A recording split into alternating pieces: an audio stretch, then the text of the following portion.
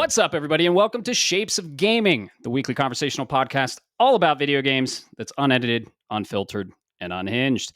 I'm one of your hosts, Matt Stenson, Neocharge on PSN, and joining me, as always, for episode number 10, we made it to 10, Bob, is the retro gaming encyclopedia, Bob Harriman, Leon Lyon Hartley on PSN, and my good friend. What's up, dude? We can only go up from here, man. Yeah. No, Yeah, it's doing good. It's been a busy week, man. Yeah. Busy week, lots of changes, lots of things going on in both of our lives. We hung out yesterday, drank some beers, and talked some games, and we're just gonna do it again today and record it this time. But we were literally at a brewery and we had a podcast episode, and I was like, we should have just recorded this. I thought the same thing as I was leaving. I'm like, man, why didn't we have the fucking microphone with us? Right. We were there with a good friend and listener of the show, Alex. He was on a couple episodes. He was on our very long Claire Obscure spoiler cast. And yeah, we just hit up a really cool brewery in Colorado Springs, Voodoo Brewing. They have good food, good brews, and we cracked some packs, of course. We always got to do that. We cracked some Magic, some Japanese Pokemon. We cracked some of the Final Fantasy Magic, and yeah, just all of the things we love at once. Beer, video game talk, cracking packs, and good friends, good times. Yeah, absolutely, man. That's what we call a great evening right there. Absolutely. Yes. And now we're here recording for you all. And speaking of good brews, we're actually drinking some good beer today. What are you drinking? What are you drinking, Bob? I'm going back to the well of when I'm a man. So when I find something I like, I kind of tend to stick with it. Remember that, ladies. Men are loyal like that. And I went to Duclaw, went back to it and got me some more Sweet Baby Java. This chocolate peanut butter coffee porter, which sounds like a mouthful, but it is a taste of heaven. Oh, man. Yes, I have had Sweet Baby Jesus. I haven't had the Java. I still need to have that. Yeah, dude, it's an incredible porter. So rich and a dessert beer. I'm actually drinking something similar. I changed it up a little bit. I am also drinking a porter, and this one is from Crooked Stave Brewing. It's in Colorado. It's in Denver, Colorado, so local brewery, and it is the Orange Chocolate Baltic Porter. You ever had, as a kid, you ever have those little chocolate oranges that are wrapped in the orange foil? Oh yeah, I gotta get them. I gotta get them every year for my kids. They love those things. That's exactly what this tastes like, and it is incredible. I love it. Rich, roasty, and indulgent. The Baltic Porter layers smooth chocolate notes with a bright citrus twist, and it is delicious. So, local brew, kind of not in the Springs, but Denver, Colorado, and Crooked Stave. Man, you've had their rosé. You've talked about that a couple times on the cast, and yeah, I'm a big fan of this brewery. Yeah, absolutely. Speaking of, a little sad, our normal brewery is no longer with us. Just wanted to throw that out there, a little sadness and reminisce. So this one is for what was known as Metric Brewing. Let's have a moment of silence for that, for sure. That was our go-to, man. That's honestly where we had the idea for this cast. We came up with the idea for the cast there, and they unfortunately closed down for business reasons. They said they were going to try and move locations, and they didn't. So, yeah, rest in peace, I guess. Metric Brewing. That was one of my go-tos, one of our go-tos, and we were there shortly after they closed. They always had really good food trucks and just a good vibe there. A lot of good outdoor seating. Man, it sucks. So we're on the lookout for another good brewery, and we'll find one. There's a lot around here, but yeah, Metric. Damn, it always sucks when like a brewery closes, but when it's like one of your favorites, it's just a ball busting experience. Just ugh. Particularly, yeah. It just, especially when it's sudden, you're like, oh, yeah. And they were such cool people. Like we were kind of regulars there. They're like, "What's up, Matt? What's up, Bob?" And you just when you lose that, it's like you gotta start over. It sucks. it was the kind of place where I didn't have to tell them what I wanted to drink. They knew what was on the menu in rotation and could call out my beer every time. Yep. Yeah, they actually had a really good fruity. Uh, it was kind of like a rosé, and it was called Vaporwave, and it was one of my faves. One of my faves. They had a lot of good sours there. I'm gonna miss them. Yeah. So when Well, you we know what doesn't suck, man? games, video games, There you go. Video games. and Music as well. oh yeah, Yeah. yeah. You went to a pretty awesome concert recently. Tell me about that. Yeah. I got a hit up from one of my good friends, one of my oldest friends, who said, "Hey, you should go check the VetTix website." And for anybody that doesn't know, VetTix is a website dedicated for helping veterans get cheap and/or free tickets to comedy shows, concerts, just events around where you live. Right? There's a whole process. If you get something, you have to use it. Like they make sure you don't resell, but anyways, my buddy Will hit me up and he said, "Hey, I can't go Sunday, but they just put out tickets for the Metallica concert Sunday night. You should probably go check that out. Or if you're interested, now's your chance." And I was like, "No, there's no way I'm going to get in." But sure enough, I snagged 2 tickets. You know how much? I don't want to even brag too much, but you know how much I paid for 2 tickets to Metallica at a Get a sold good out deal show? on them. I paid with the handling fees. I paid $15. Whoa, that's really cheap for a Metallica concert. Holy shit. That's awesome, Yeah. man. Yeah. Oh, dude, it was a great time. Mile High. I refuse to call it Empower Field. The Right. stadium. They sold out both nights because they played Friday and Sunday. I went to the Sunday show, but they sold out and set a record. For Mile High, and 175,000 people in attendance across both nights. So there was more people at those concerts than you'll find at a Broncos game. Wow. Yeah, that is where the Broncos play. They called it Mile High because Denver is a mile high, like 5,000 feet in change. Yep. And fun fact, Colorado Springs is actually higher than Denver. We're around 6,500, 7,000 feet above sea level. So yeah, we're higher altitude than Denver, which is crazy.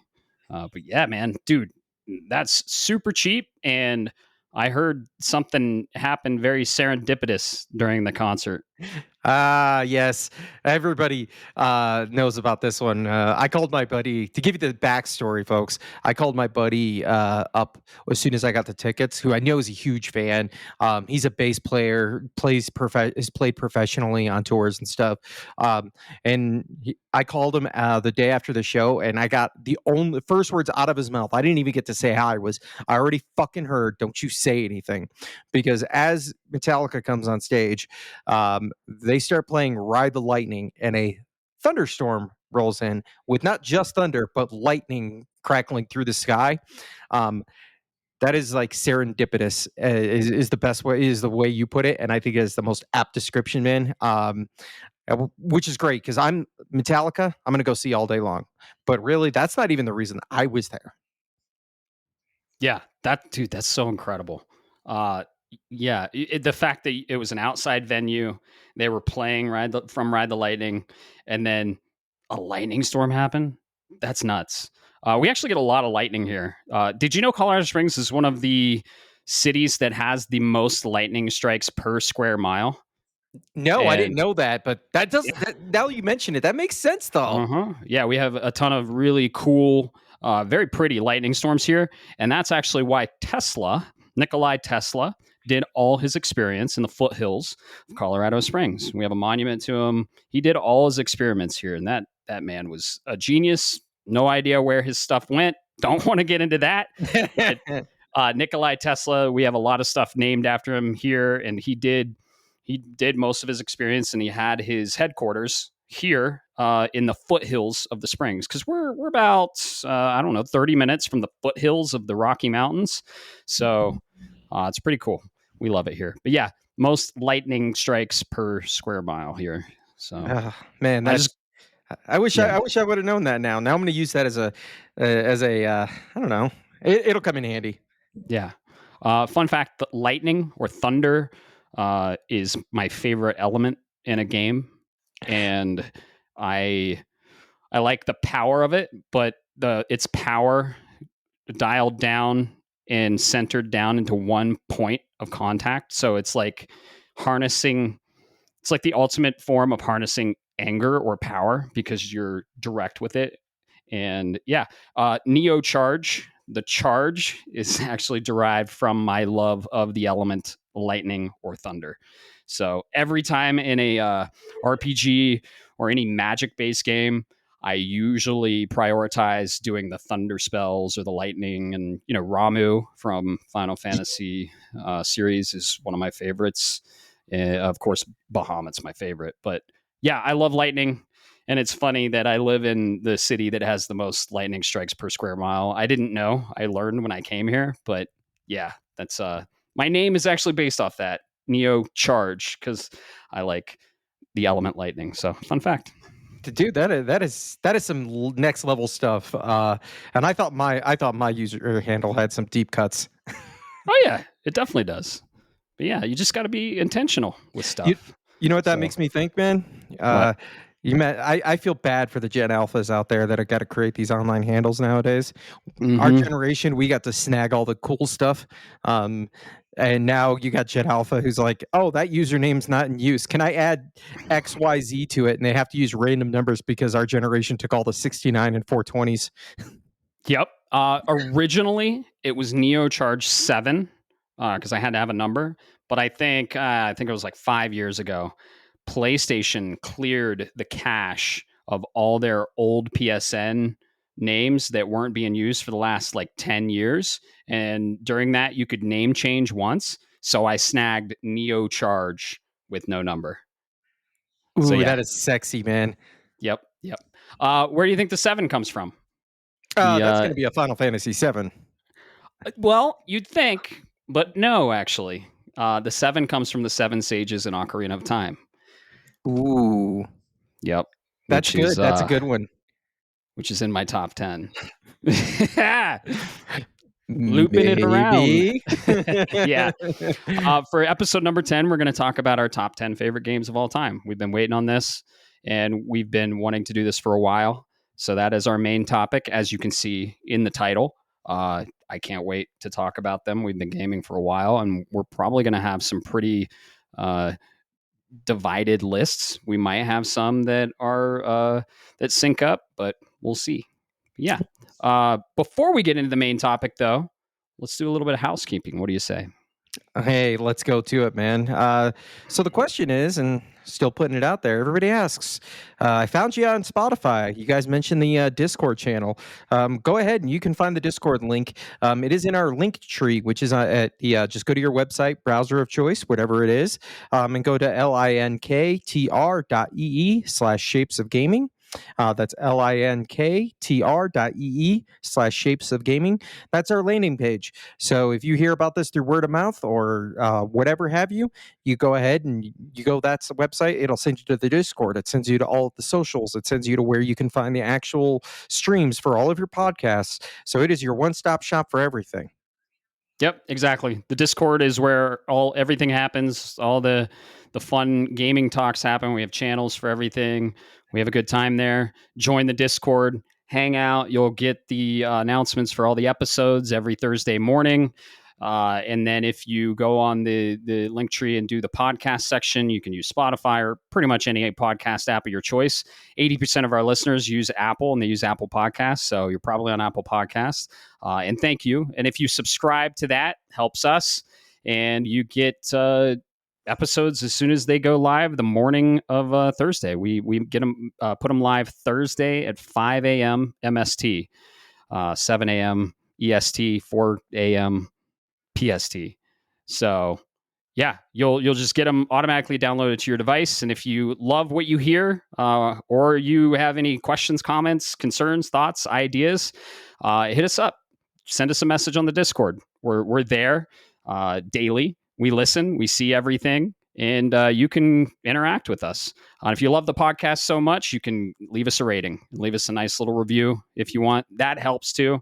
We just want to reach as many people as we can to build the community and keep talking games in a positive, constructive, divisive, and subjective manner. That's why we started this podcast, isn't it, Bob? Oh yeah, absolutely. Because you and I, we definitely got some divisive thoughts on games, but certain games as well. I'm still not, I'm still not with you on Tears, but that's a topic for another time. You will be. You will be.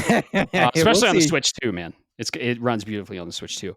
Another thing for housekeeping, we're gonna just go over the Shapes predictions results. We did Summer Game Fest predictions, and we never went over the results. But now I think it's the last event happened today, the Bandai Namco showcase, which didn't really announce anything new. We don't really even need to go into that, but we're just going to quickly go into our predictions and if we were right or wrong. So, starting, will we see something from the game Dispatch? We said yes. We both said yes. Nothing. We didn't see anything. So, we were wrong on that, unfortunately. Will we see anything from MiHoYo? We said yes. I said yes. Of course, we saw so many things from MiHoYo. We were correct on that. Will Lies of P Overture DLC be shown? We both said yes. We both said Shadow Drop. We were both absolutely 100% right. That one feels good, doesn't it? Oh yeah, that's a win right there. Yep. I can't wait to play that, but we're playing another game that we are going to talk about on this podcast before I do. Will Outer Worlds 2 get a release date? Absolutely. We said yes. They had a whole event on it after the Xbox showcase. They gave us a release date. We were both right on that. Will Elden Ring Night Rain show a roadmap or trailer?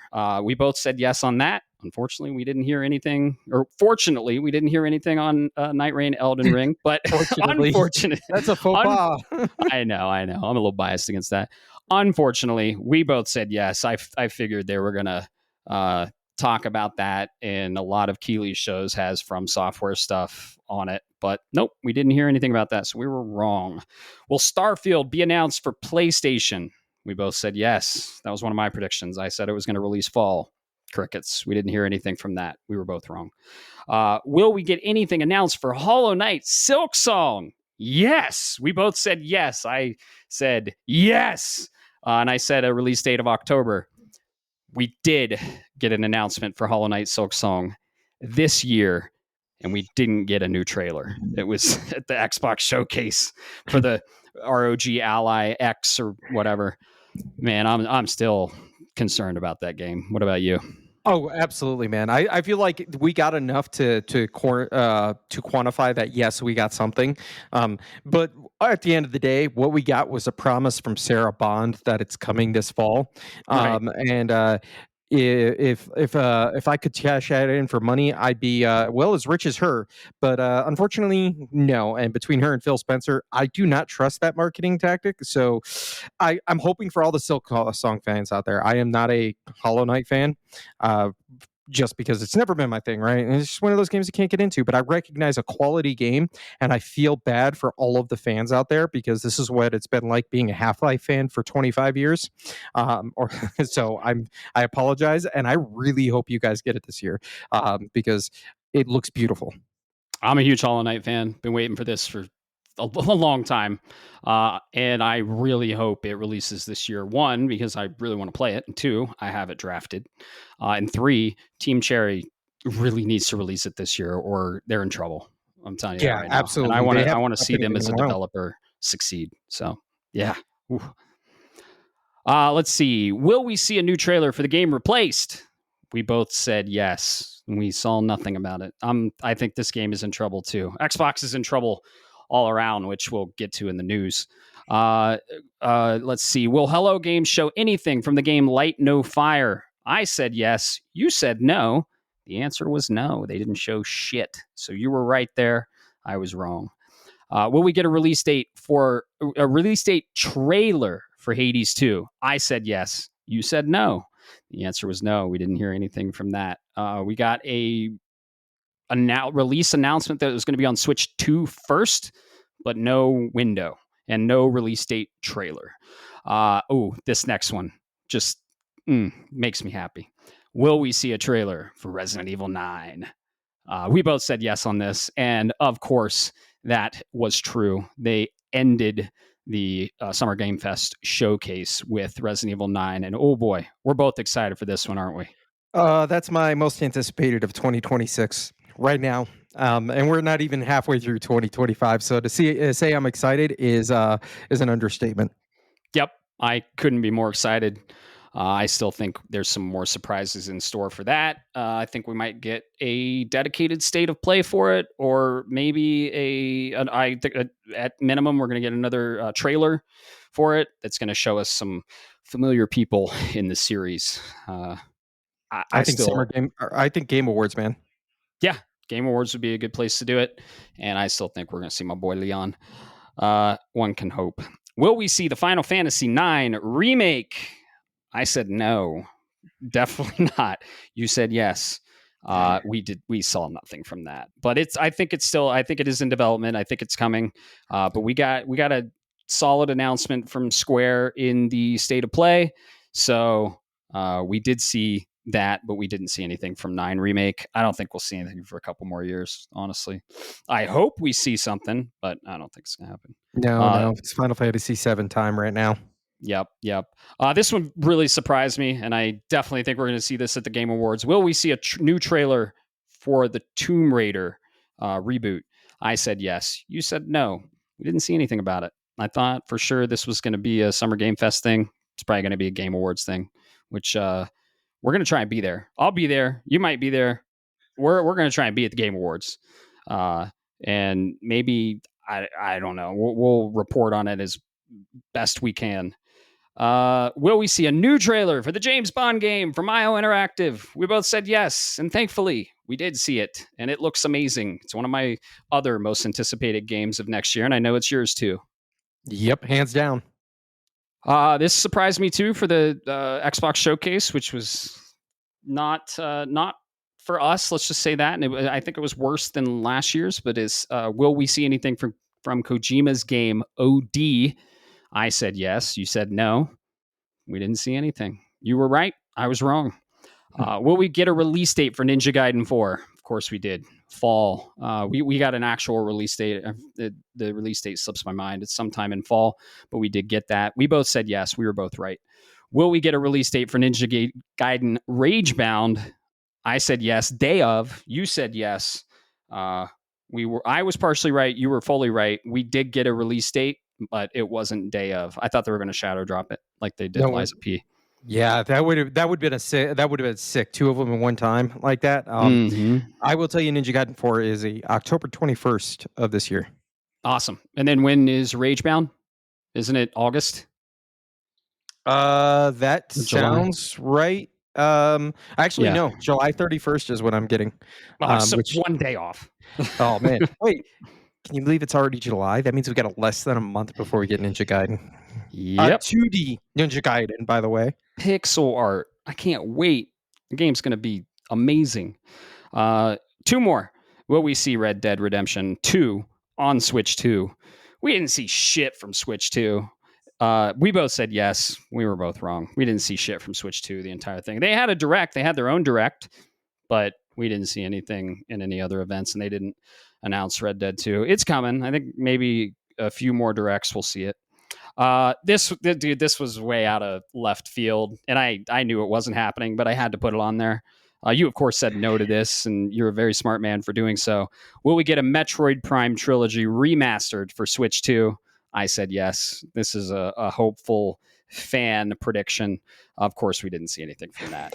However, maybe the next Nintendo Direct, but Nintendo's on my shit list right now, so I don't think we're going to see anything. I think they're going to port Echoes, and we're going to get maybe a port, or they'll just release Echoes on the GameCube virtual console stuff. But yeah, I don't think we're getting a trilogy. I want it. I want a trilogy with the mouse controls, but before Prime 4, I don't think we're getting it anymore. No, Nintendo's pissing me off. Yeah, Nintendo's being weird with their cycles right now.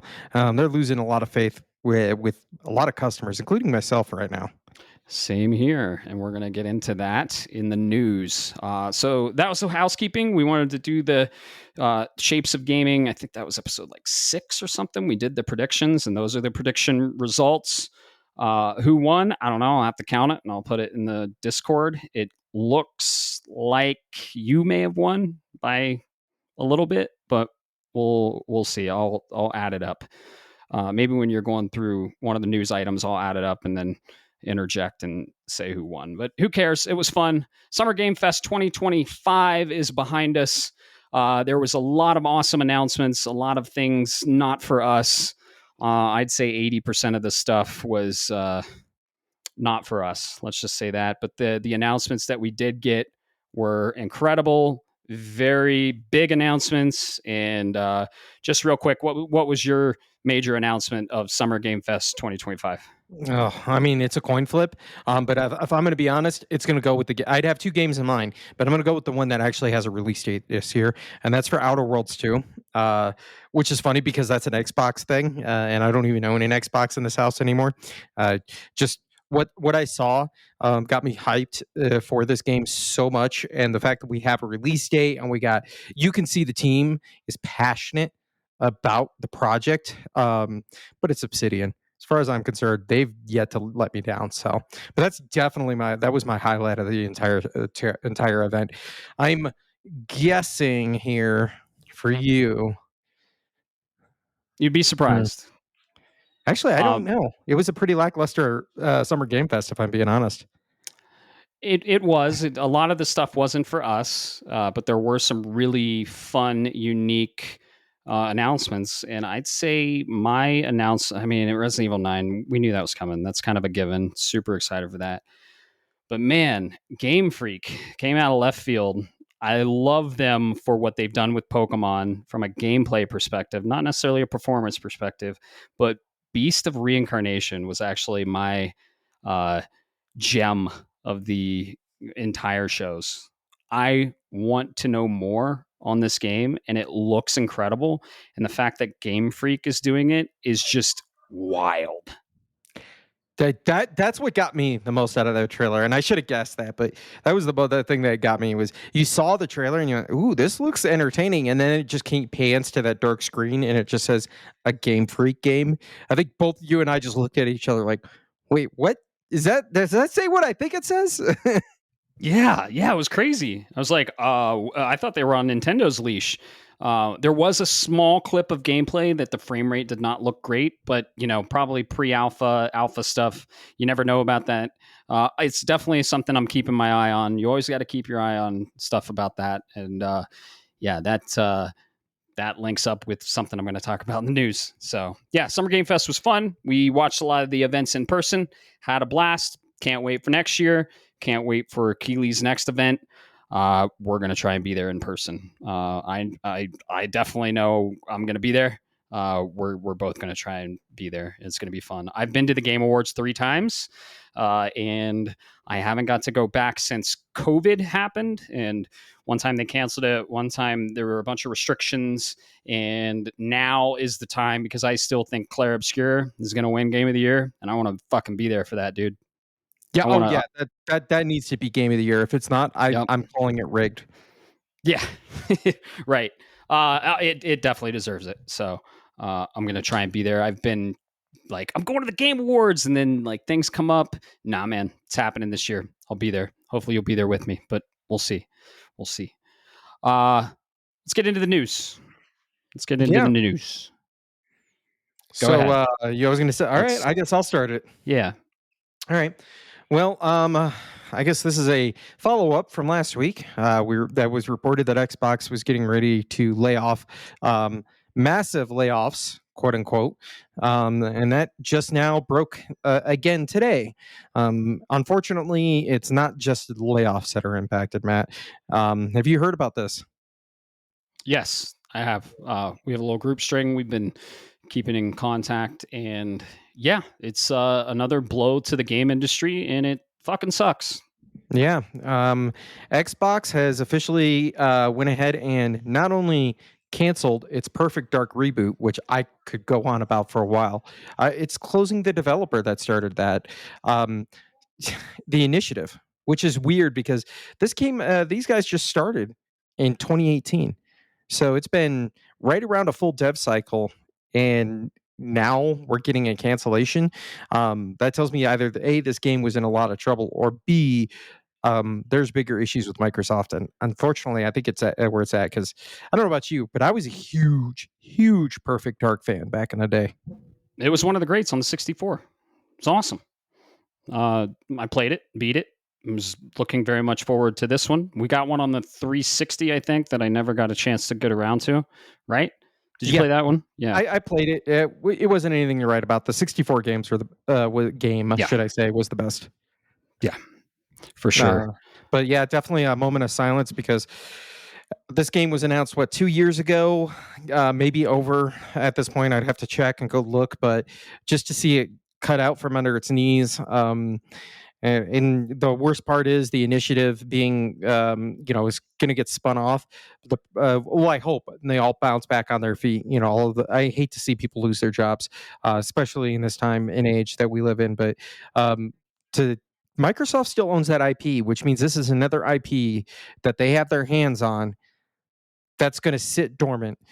And the community, and this is just my opinion, I understand that, but the community is not being serviced with something that could obviously sell. If you released a modern day Perfect Dark and did not include all of the microtransactions, if you didn't make it a mandatory online game, if you gave us a solid single player FPS with some kind of multiplayer that's optional, you would do good because look at what look simply at what was done with Doom: The Dark Ages this last year. It's a 20-hour Yeah. romp, but it sold millions of copies and was very well praised outside of its short, trophy bug. But outside of that, it was an amazing game. It's in my top games of 2025. So to see this go down makes me really sad. Joanna Dark, you're the James Bond female lead that I never get to play enough as. Right. Yeah. This is devastating news. I was really excited for this game. And man, you got to think who's next, right? Is it going to be Rare? Is it going to be, who knows? Compulsion. Like they spun off Tango. Tango is doing their own thing, which is cool now. But I mean, Xbox kind of keeps buying up. They were buying up these studios, and then they're like, "Oh, whoops!" and they just disband them. So these Mhm. studios, these healthy studios that were making games, great games actually, and doing wonderful things and having real people behind it with real jobs. Xbox bought them up, and now their Xbox is hurting as a company, and now these small studios hurt because Xbox is hurting, and now people are losing their fucking jobs, and it really sucks. And I hate it, and I don't like this model. Nintendo themselves said we're never going to buy any companies, and PlayStation used to have the mantra of we incubate our developers and our teams in house, and we really strategically figure out if we're going to buy them. They bought Insomniac, which I mean, that was an awesome one. They bought Bungie, which not the greatest move, in my opinion. And I think they did that in response to Xbox buying up all these other studios, Activision, and all the studios of Bethesda.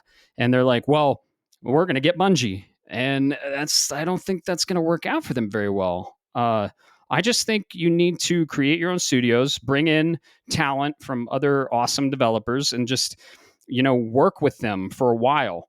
PlayStation worked with Insomniac for years until before they bought them, and they used to say, we want to work with them, we want to see how they are, we want to develop a good relationship with them, and really have them as partners before we buy them, and that worked. And looks like what Xbox is doing isn't working very well. So, and people's jobs are on the line, and they're losing them, and that's what pisses me off. Yeah, no, this is a classic. This is a symptom of what I've been trying to say for years, but I haven't been able to articulate very well, which is Microsoft, or rather Xbox Gaming, buying up studios left and right, making these big purchases.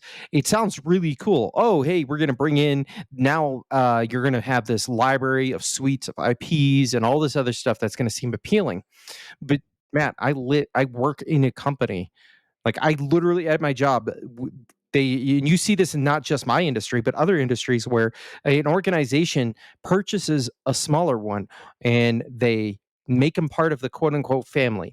And from a corporate standpoint and a capitalist standpoint, I understand and I kind of get what you're going. But in certain industries, video game development is one of these because it's an artistic one. You need organic growth. And if you do not have organic growth, you do not have the loyalty of the employees. You do not have the product anymore because those employees, it doesn't have to be the senior lead artist. It has to be his team that he led and got them to push into the creative field and be willing to work 60 to 70 hours a week to finish a project because they were passionate about it. When you do that and say, no, you need to do it because this is now your job and I'm telling you to do it, you lose the organic growth, you lose the loyalty of that team, and then you watch your product get shoved out to nobody that wants it. A la carte Concord. Yeah. Yeah. It's I hate to see it. It's in the IT world too. It's happening in the IT world. And yeah, Concord, they actually just canceled they didn't just cancel the game. They fucking pulled it. You can't get it anymore. We both have a sealed copy because we're crazy like that, but it's kind of just like a relic in PlayStation's history. So yeah, I just hope the industry bounces back. And I really, PlayStation made some pretty bad moves too. They put Blue Point on a fucking God of War multiplayer game. Where's our Panzer or where's our Legend of Dragoon remake? Come on, guys, get your shit together. Uh, it's unfortunately some negative news, and both sides, including Nintendo, are having some missteps. Which, by the way, we have some Nintendo news, which is really weird, and I don't understand it. But last episode, I think, reported on Nintendo reported selling 5 million Switch 2s. Did we? I think we reported on that, right? Yeah. We reported on the Switch 2 numbers. I don't know if it was 5 million at the time, but yeah. Yeah, 5 million. Nintendo Switch 2s reported 5 million. Apparently, it was recently announced that sales data was leaked test data and was not accurate. Nintendo confirmed this through a statement that the 5 million sale figure was merely test data that was made public accidentally. What? Wow. Wow. Yeah. Yeah, it says Nintendo has seemingly been the target of a data leak that might have revealed some sales data. According to Nintendo, this was an accident and made public. So we still don't know the sales figures for Switch 2. Switch 2 was actually, they said it's the best selling console of all time. But I guess it's not. So, and it's not accurate and related to any sales result or projection. Yeah, they it was just leaked data. It's false. Well, like, come on, man. What do you believe now? Like, it's just all the fake news and the AI shit out there. It's just like you don't know what to believe. And now, like, hard sales data of a Switch 2 that Nintendo said, it's just like, oh nope, that was a leak. Sorry. What? Yeah, that's the part that kind of gets me is it was a leak, quote unquote. But I do want to. This is a side note aside, but it is Nintendo related with leaks. This is why, folks. Listen to me now. This is why Nintendo is shutting off NSO, Switch Online services for people who are modding their Switch 2s. They are trying to plug the holes. They're in panic mode because it was only but 5 years ago that we had the Nintendo Giga Leak. This is why they're doing that stuff. They are being serious because now Nintendo is looking as a company they have pie on their face, or egg on their face as the old adage goes, and there's no way now you can believe them going forward as a consumer. The only way I feel any validity with this, and it's just my own perception of life. So take that for what you will. Is I go to GameStops and other locations to search for cards and other stuff, or I get bored. Your people are having a hard time finding these Switch 2s, Matt. There's none. If you hear in our greater area of Colorado Springs, good luck finding one at a GameStop. They're just not getting them. Right. So just keep. That's the only thing. I'm not saying that's going to validate that they've sold 5-6 million copies so far, But I am saying that there is something there. But yeah, leaked data. This makes anything they say from the and they being Nintendo makes it to where you really can't trust them. You gotta double check the source, which is where we normally go, is to the source itself, not through a third party website that repeated it, that had it translated and mistranslated it, and then echoed throughout on Twitter, right?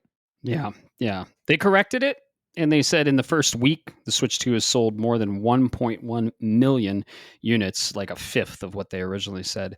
In the US alone, with around 79% of the sales being accounted for the Mario Kart World bundle. So close to 80% of the sales on week one, people bought the bundle. I wonder why. I wonder why. And unfortunately, it shames me to say this, but I still haven't scratched my code because we played Mario Kart World, we beat it, we rolled credits, and uh, it's just I don't have a lot. Well, I have some local friends, and I don't have a lot of local friends that come over and play Mario Kart all the time. I don't think the value is there for me. If you have game nights every night and you're playing Mario Kart all the time, absolutely incredible game.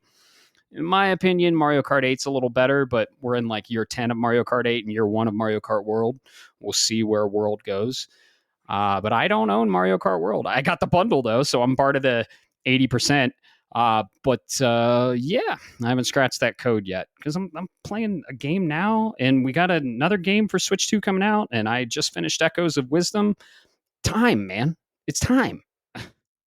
Yeah, absolutely. It's time. If I was a teenager again, 15 years old, this Mario Kart World would be a lot of fun, especially since we don't have an updated Smash roster or updated Smash game, which I don't think's ever coming.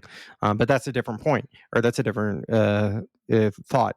My, uh, I would love it, but at my age and not really having friends that are local outside of you and a few others that may actively be want to come over and drink beers and play Mario Kart. Because let's be real, we'd want to play Halo, we'd want to play whatever else, right? Yeah, it just isn't for me. But yeah, Yeah. definitely most 80% attach rate to the though I do want to point out that 80% attach rate now to Mario Kart World. So the question is, how's that going to continue to trend? Because we know the attach rate for Mario Kart 8 is stupendously high. So the question is, how's the world going to look in the long run? Right, right. We'll see. We'll see. It was fun. It was a really quick roller coaster ride. I don't think the values there is for me. I don't think the value is there for me, but other people maybe. And that's just a personal preference. I love Mario Kart. I might change my mind. I might scratch it. I don't know. I do want to play Knockout uh, Tour, but we'll see. So we're going to end on a positive note for the news, but unfortunately not yet because we do have some more sour Nintendo news. Uh, I'll just get right into it. Game Informer got their hands on Donkey Kong Bonanza. They said it's extremely fun and it's a blast to play, but I I actually canceled my pre-order because of this one main concern they had, and that was the quote: "The only negative I can really say from my hands-on session is that frame rate really struggled to keep up with the action unfolding on screen on a fairly regular basis. While it's nowhere near as bad as some of the other games we've seen on the original Nintendo Switch, it's slightly concerning that the second major first party title for the company's new, more powerful hardware can't consistently perform well. However, it is entirely possible that the build I played isn't fully optimized the way the launch version will be for the Nintendo Switch 2." Okay, so I am still interested in this game, but now it's a wait and see. I know you didn't have it pre ordered either. I had it pre ordered. I believed in it. I thought we were done with this, Bob. I thought we were fucking done with this. All right. Just that little clip that we heard, I don't want to do this again. And I am like, I saw what happened on the Switch One. I trudged through the frame rate, incredible games. But then I also saw how Tears of the Kingdom looks now, how Breath of the Wild looks now, how Echoes of Wisdom, Link's Awakening, they're different games. They run beautifully, they look beautifully, and we were actually punished for being early adopters or day one buyers, and we didn't play the ultimate version of the game that inevitably exists. Fool me once, shame on you. Fool me twice, shame on me. I'm not fucking doing this again. And I'm going to keep my eye on Donkey Kong Bonanza, and I'm going to watch Digital Foundry's breakdown. And if it doesn't hit a fairly consistent, dude, at this point, I'm saying 60 frames, but I mean, between 40 and 60 would be fine. I Mhm. don't, dude. If it just a performance, man. If it doesn't perform well, I'm not fucking getting it, and I'm gonna wait for Switch 3. I'm there. Nintendo already proved to me that they release games not in their optimal form, and then they'll either patch them or charge you for the optimal versions for the next iteration of hardware. I'm not gonna do it again. I'm just not gonna do it. Yeah, no, I don't blame you, man. This is why I didn't pre-order it. My Switch, like, I've been burned by this by the Nintendo promise. Even up to recently, right? Echoes of Wisdom was a good example of that. I thought we were past it with the Switch 2, but the thing is, Matt, everything we've seen has been people talking about the upgrades you get. It, Mario, you didn't see this, but I did. Mario Kart World, the second I put three people on a screen in docked mode, it it locked itself at 30. Um, which that was my first red flag. It made me go, ooh, maybe there's something here. And I think I don't know why. I'm not a hardware electrical engineer. I'm not a hardware guy. I don't do programming. It's not my passion. But come on, really? This is what we're struggling with nowadays. Meanwhile, we get some beautiful games like Doom that's locked the whole experience. Claire Obscure locked the whole experience. Nintendo, please do better. Yeah. Yeah, that's the thing, right? Locked 30 is fine. Locked 60 is fine. But going from lock 60 to lock 30 is not fine. If you see 60 and then you go to 30, it does not look great. It takes about an hour and a half to 2 hours for your eyes to actually adjust. And we're playing a game that runs pretty much lock 60 and it looks fucking photorealistic. Okay. That's there, right? I'm excited for Donkey Kong. It's still on my list, but it got brought down a rung, right? The pre-order is the ultimate thing, right? If I pre-order the game, hands down, super excited for it day one, no question, putting everything down for it. I really thought Nintendo, because they were talking about technical prowess of their system and everything like that. I thought we were past this, dude. I played Pokemon Violet and Pokemon Scarlet, and it ran like absolute garbage. They were fun games. I played through the performance issues. It did sour my experience, but now playing them on Switch 2 and just kind of messing around in them, I'm like, fuck, I should have waited. And Mm-hmm. and now I might like get ahead of the curve. And if this game, I'm telling you, Bob, if this game doesn't run lock 60, I'm not gonna get it. Sorry. I'm not gonna get it. I just, dude, in like, I don't need to be like in the conversation for these games, right? I can wait. And if I have to wait for 5 years for a Switch Pro OLED, I'll do that. If I have to wait for 10 years for the Switch 3, I'll do that. There are 7 games alone releasing in the next month that I'm super excited for. It's not barren out there. And I mean, the cream rises to the top, right? So the game that I'm most excited for, or that runs the best, or uh, is like a part of my beloved IP, is going to get top. And if it doesn't run well, performance is very important, unfortunately. And I saw what Nintendo did with their original Switch titles to the Switch 2, and it really opened my eyes. I was like, fuck, man, Zelda launched broke, and now Mm-hmm. it's fixed. And now you have to have new hardware. So I'm glad I waited on Echoes of Wisdom.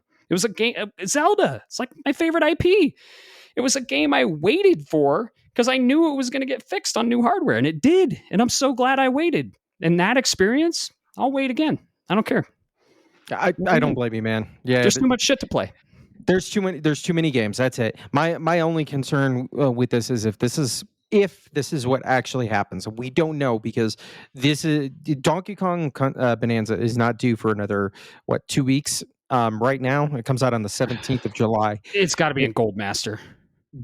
The question is what has been reported, did they get their hands on a pre-early build and it's going to be patched through? That's my hope, because if not, and we end up with a game that goes from 60 to 40 back to 50, because when you get those jumps in frames, that's when you really notice the performance issues. If we get that out of Donkey Kong Bonanza, I am absolutely scared for Metroid Prime 4, because that is going to be significantly more intense than Donkey Kong. Yeah, exactly. Uh, and like I said, it's still on my list. I have my eye on it. I'm not counting it out yet. This very well could be an early build, and I hope to God that it was just an early build, and the polished version is going to release on release date. And I'm going to keep my eye on it. But I canceled my pre-order because I am I've I have PTSD from this, man. From the frame rate bullshit from Nintendo titles. And it's like, oh, not this again. I can't do it again. Not another generation. I'll skip a fucking generation. I don't care. So I really hope it was an early build. Very well could have been an early build. And I'm sure it'll be available everywhere, like you said. They're going to prioritize getting many copies out for us to buy. And I will keep an eye on it. Shout out to Digital Foundry. They go in depth on how a game performs. Performance is important for a game. Gameplay is king, right? You can Not get just for through games. performance.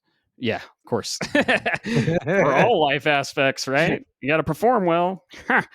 uh, yeah, I hope it's an early build, and I hope everything gets smoothed over. And we'll definitely report on it. Probably in 2 episodes, episode 12 or 13, we'll report on it.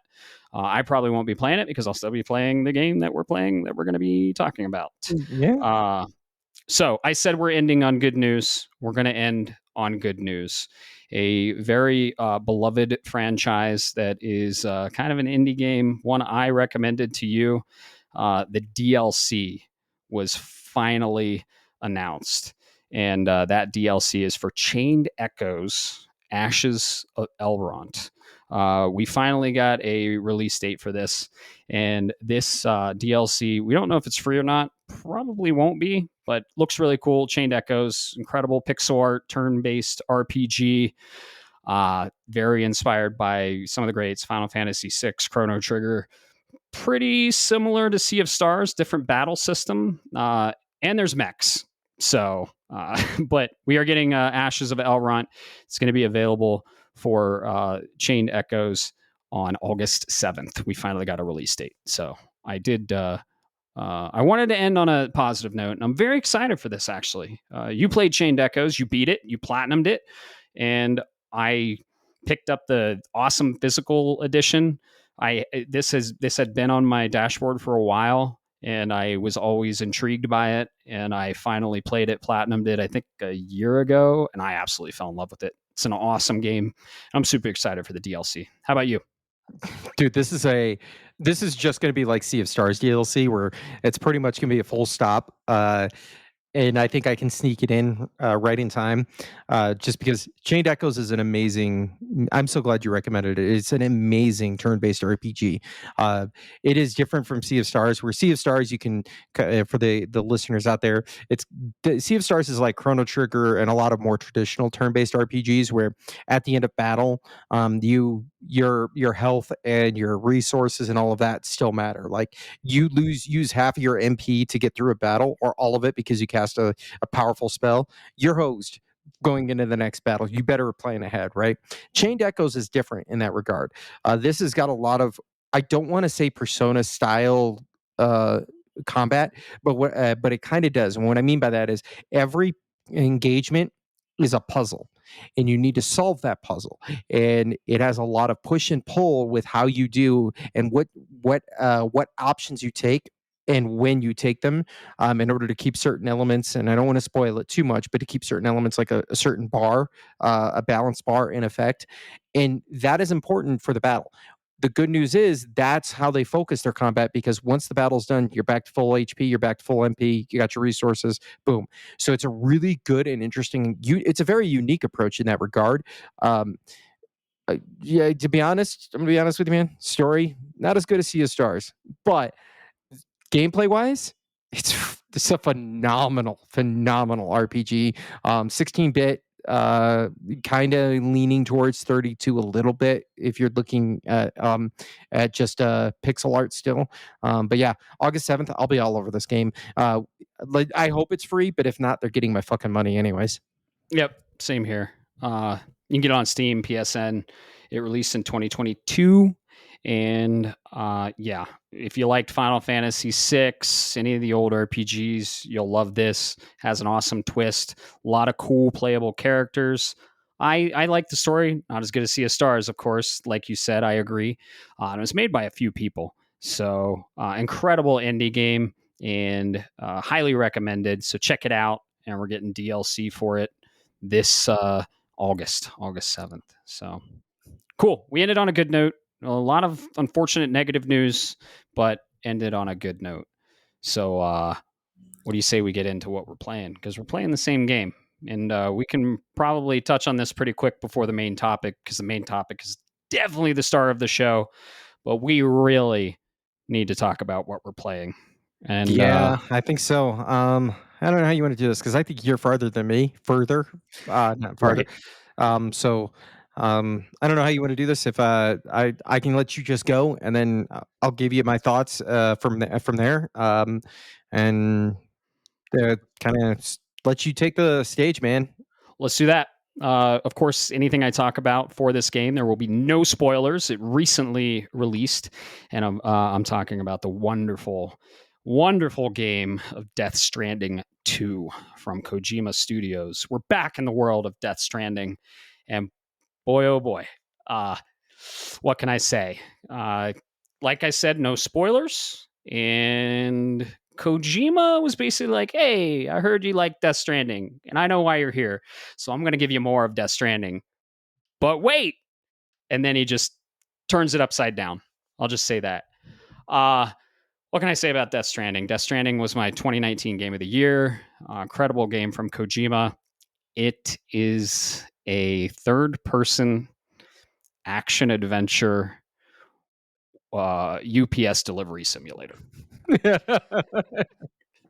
and it's got incredible story. Some of the best storytelling ever in a video game because it's Kojima. It's got incredible production. It's photorealistic. During some of the aerial shots of the beginning of the game, we were both like, is that real? Wait, that's real. Oh no, it's not. Wait, well, no, that's real though." And it's like it's tricking your brain because this game is gorgeous, and then it pans around to your playable character, uh, and you're like, "Oh shit, I'm playing! Holy crap!" So Kojima knocked it out of the park with the Decima engine. This game is just gorgeous. We're both playing on PS5 Pro, both on our OLED panels, and this game was made for our setup.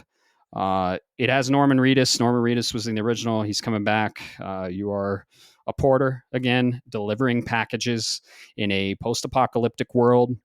The story, if I were to even explain it, you wouldn't. No, I still we don't don't have that kind of understand it. time. Yeah, no, I'm not going to explain anything. I'm not going to spoil anything. Uh, Go watch the first trailer. So if you haven't played Death Stranding, definitely don't play Death Stranding 2. If you're interested in this genre or this game, play Death Stranding 1. If you have a PS5, there's Death Stranding 1 Director's Cut. If you're curious about it, just go watch the first trailer ever unveiled for Death Stranding. If you have questions, 70% of them are going to be answered once you play the game. A lot is going to be interpretive. And if you have an analytical, somewhat autistic, checklist based mind, this game is going to fucking calm your nerves. And dude, this game is a cozy game for me, honestly. Like, you're managing all your equipment, you're managing weight levels, you're managing where you're placing your equipment, and there's so much preparation, and then you go on the journey, on the trek. uh, and sometimes things will happen. There's combat. That's all I'm gonna say. uh, but mostly, it's more of a immersive sim that makes you really just sometimes put down the controller or pan around the environment and say, "This is what video games are all about, man." Oh, dude, I sat there for the first 5 minutes just staring at that opening scene, because it was so beautiful. Um, but you're right. This game is unique into that this is a one of those games you do not want to play it without playing the first one. I know you can usually get away with saying, well, no, it's okay. You don't necessarily need it because of context. No, you need to have played the first one. There is a recap, gives you a basic what happened during the first one, but it's not enough. There is so much context because it's a Kojima game. You know, Kojima has got he's got one of those minds that just you have to experience everything in order to get the full context. I will tell you, Matt, this game is, you're right. It's a cozy game for me, um, because there's something about Norman Reedus's character, and I got to give it away, but we're gonna just call him Norman Reedus for the sake of argument here, where he's got all of this equipment shucked on his back. He's got his pockets full with all of this extra accessories, and he's just going from point A to point B because that's what he's been told he has to do. And he's trucking along the wilderness, and he's Norman Reedus did an amazing job with this. I've seen interviews that says where he said, "No, this is the mind of way Kojima works. He just tells me to say X, Y, Z, and I do it." But he does so good because when you're crossing a river, or you start to slip, or you're going for a long distance, he'll say little things along the way. He'll be like, "Come on, you got this. You can do this." He like peps himself up. I've been in that position. You know, like I've been told, "Hey, you got to put 75 pounds on your back and you need to go from point A to point B. And it's a 6.5, 12 mile or whatever number of clicks. Good luck." And it's through the rain, it's through the sun, it's through the snow. So it's cozy. It brings me back into a position. I'm telling you, Matt, I can sit there and just go up the mountainside and I'm happy. I'm in a Yeah. zen like moment, which is unreal because you're playing, like you said, UPS delivery, man. Yeah. It's like a sim, and everything is like so calculated. Like your boots, they wear down. So if you're going a long way, you got to bring an extra pair of boots. Or the weather dynamically changes. I don't want to get into a lot, but let's say the map dynamically changes depending on weather elements, and it's nuts. Something happened to me. I can talk to you off cast, but I was like, "What the fuck?" um, I think I so know what it was, but I'm yeah, curious yeah. to hear. It's such an analytical game, and it's so well done. It's so polished. It's so precise. Uh, I This game is still an enigma to me because I don't like sim games. I don't like item management. I don't like encumbrance in games. I don't like timed missions, and I don't like ranked missions. But I love this game, and this game has all of that, and just the performances. You got Norman Reedus, you got a ton of very famous actors. Kojima's just a master of his craft, and if you got to be patient. You got to have patience with this game. You're not going to go into this game and be like, all right, let's play, let's fuck shit up. All right, let's go. We're going to go the golden path. Nah, man. This game makes you think, and if you don't prepare well, you're going to fail. And that's what I love about it.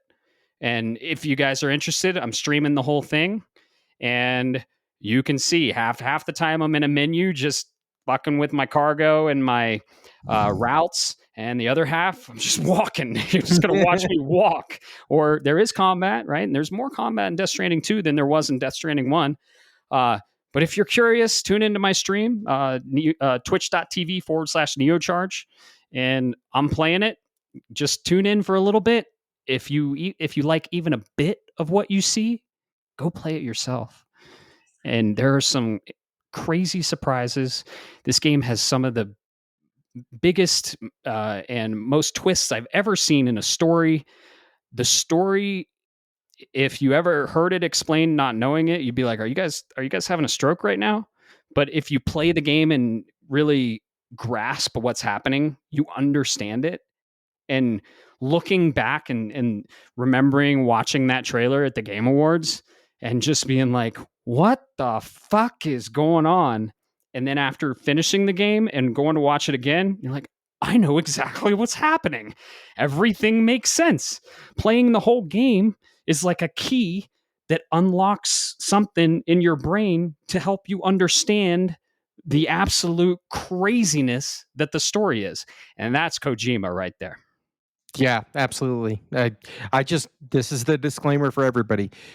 Death Stranding, one is a little bit rougher, and two is peak Kojima. This is Death Stranding 2 is peak. So if you played Metal Gear Solid or Police Knots or whatever or Zone of the Enders, you'll understand. But it is difficult to get into. Take it from me, who did the same thing. Do not exit off. Try to push through, and this sounds weird, get through the first 5 to 10 hours. Most games, it's within that first 2 hours, and you're like, all right, this isn't for me.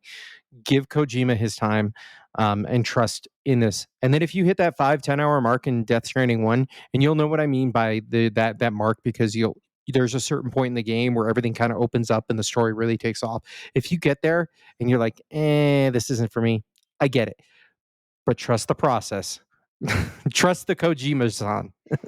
Oh yeah, because we were talking about this. I don't know, even before we started the cast, and Death Stranding came up, and I was like, "Oh yeah, Bob, you're a huge Kojima fan. What'd you think of Death Stranding?" And you're like, "I fell off of it," and I like put both hands on the picnic table, and I was like, "Bob, I want you to put everything down you're doing right now, and I need you to play Death Stranding." And you're like, I got like 5 hours in, and I was like, Bob, if you ever trusted one thing I ever had to say for the entirety of our friendship, it's this. You will love Death Stranding. Just give it your full attention, your time, and your patience. And you did just that. Was I right? Oh god, this is such a good game. I don't know what it is. That's the funny thing about Death Stranding. It is a walking sim. You are delivering parcels, and there is no fast travel. There's none of this other modern day video game designs, but yet you would love it. You just enjoy it. Death Stranding, definitely go play it. On the Death Stranding 2 on the beach is out. I got my final thoughts are just go play it. And if it's not for you, that's okay. Death Stranding is an acquired taste. And it's one of those, if you know, you knows.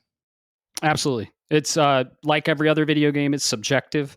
But if you get into it and you fall off of it and you're listening to this cast now and you have like questions or like, hey, I can't really get this thing right, feel free to reach out to us. We'll start a Death Stranding channel. Spoiler free, of course. But this game is so special. And I was kind of on the fence about it when I first played it. I really was. I never wanted to put it down because I mean I loved it, but I was like, are we gonna get somewhere? And boy oh boy did we get somewhere for sure. Uh yeah, game of the year 2019. The sequel just released. I am taking my sweet time with it. I'm about 15 hours in. I'm at the second area. Let's just say that. And yeah, if you're curious about it, go watch the trailer. You're gonna get mind fucked. You're gonna be like, I have no idea what's going on, but it's gonna make you think, what is going on? And I'll tell you this right now: if you watch the trailer and you're so confused, most of it will make sense after you play the game. So, Still go play the game. oh yeah. Still, please go play the game. It's just a love letter to gaming, and Kojima is a master of his craft and is up there with some of the greats. Miyamoto, uh, just he's an incredible developer, and I will throw money at him whatever he makes. He's just makes polished games, and I'm having an absolute blast with Death Stranding. I'm actually going to play it after we record here, so Good. gonna dive in. So yeah, love it, and we'll keep you tuned. I don't know how tuned we can keep you because it's it's a game you can spoil very easily. It's kind of like go play it. Let us know what you think. Hit us up on Discord. Fire it up. I think if you're part of PSN or PS Plus Premium. I think it's free. Death Stranding Director's Cut or the original Death Stranding. Go play it. Hit us up. Let us know what you think. I will talk Death Stranding all day. So, yeah. Oh, absolutely. Yeah, incredible game. I'm so glad it released, and I can't wait to dive in more. I'm gonna spend three figures of hours in this game easily, easily. But I'm gonna take my time with it. Might take me about a month and a half. I'm not gonna lie. At this rate, it's going to take me all summer, but that's Yep. more my problem than anything. Right. Right. Uh, yeah. So that's what we're playing. I finished Echoes of Wisdom. It was great. Finally finished it. It's low on the Zeldas for me, but it was cool. I loved it. And yeah, all into Death Stranding now. Death Stranding 2 now. But I think it's time for the main event, and we are on episode 10. And we decided, Bob's idea decided that we would go over our top 10 games of all time. This is from when the first game console ever released, when we were born, basically, to now. These are the top 10 games of all time. We're going to go through a total of 20 games, and you're going to learn a little bit more about us and what IPs and games we're super passionate about. This is the list.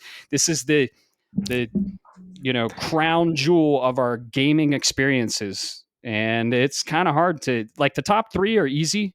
Top 5 a little hard. Top 10, man, I played a lot of games, and I'm like, I have a list of like each year what my game of the year was, so I'll probably reference that. But I have my list, and I can't wait to hear yours. Do you want to go first? Do you want me to go first? What do you want to do? Um, I'm good either way. I'll tell you You what, go you first. all right, fair enough. I'm gonna go first, but I'm gonna give a couple caveats to this, okay? Like Matt said here, finding the top 3, top 5, that's easy, right? The top 10 is ephemeral. Um, this is my definitive list, but this is only the definitive based on the snapshot in time that I'm in. The bottom half it can shift based on games that get released.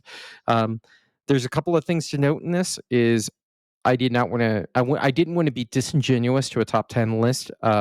So it is a single game from an individual IP, i.e., a single Zelda game.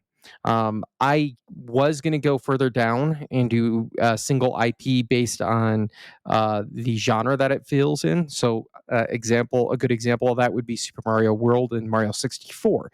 Both would be eligible for the list, right? Because they're different genres: 2D platformer, 3D platformer. But as I was going through a top 10 list, I realized, oh my goodness, I don't even need to do that. I just need to stick to one genre, because after almost 40 years of playing games, there's a lot of stuff in here. Okay. I'm telling you, Matt, when I sat down to go through this, I banged out the first 5, bam, bam, bam, bam. And then within the next 5 minutes, I had 25 games on the list that I had to sort through and go, okay, who fits where, right? Yeah. But yeah, with that, those caveats being said, those little notices. Number 10, Matt, how much PC gaming do you think I play nowadays? Not a lot, but you used to play a lot. I used to be a heavy PC gamer. Do you know? So if you were to give me what's a top PC game that you've heard of over the years, League of people talk Legends. about. Okay, that's a good one. I almost put that on this list, but I was like, I don't want to talk about that too much. Mm. Number 10 is a strategy game made by a defunct studio now called Westwood. Huh. Came out in 1996. Real-time strategy game. This game is a retelling of World War II, where Einstein actually prevented Hitler from rising to power, but World War II still happened. Do you know who the Axis powers were if Germany wasn't in play? What? The Soviets, the Oh. communists. And I'm talking about people are screaming in it. There's 1 or 2 people screaming. And that's Command and Conquer Red Alert. It is a real time strategy game. Like I said, where it is essentially communists versus the capitalists. It's the Allies that they technically call them the Allies. If you know anything about your lore, this is a precursor to the original Command and Conquer. So when you look at what the original Command and Conquer did, and you look at its lore, the original Red Alert is a precursor. It tells a story, the backstory of where Kane came from and how he got to power. Um, so this game, I'm telling you, I put countless numbers of hours on here. If I were to give you the top 10 video game soundtracks of all time, Hell March is on that list, which came from this Mm. game. Um, but absolutely, if you like real time strategy, you can get this game. You can get it on Steam in the remastered version, which includes the original Command and Conquer as well, with real time switching of art styles. So you can go from the modern to the classic with the press of the spacebar, and it'll do it without going into a menu. So definitely go give that a check out. But yeah, number 10, I spent a lot of hours on that, Matt. I still love this game. I Nice. will say, fun fact: Red Alert 3 had a guest that was doing that was part of their like videos in between missions. You know who that guest was? Who? Tim Curry. Nice. Yeah. Very cool. Very cool. I never played it. I've never heard of it actually. So that's a deep cut.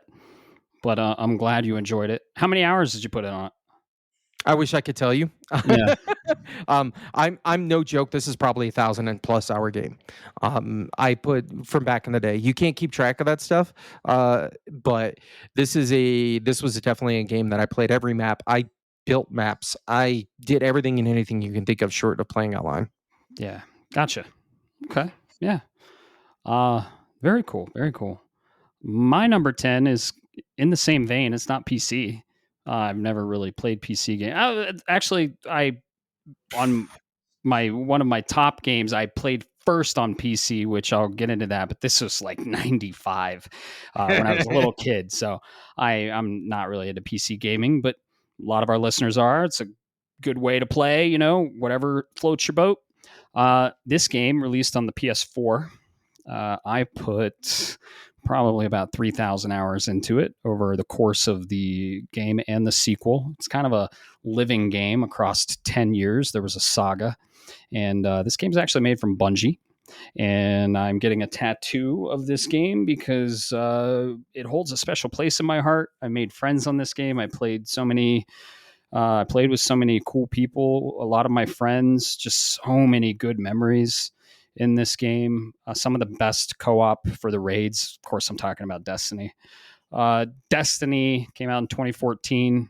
I played the alpha. I played the beta. I played vanilla Destiny. I was one of the few in the, I don't know, the thousands or something that got to level 30 first. I have the platinum. The platinum requires an crazy fucking hard trophy that you have to go through a raid without dying. Raids, the average death count is about 250, and they have wipe mechanics that wipe your entire team. It's a team of 6.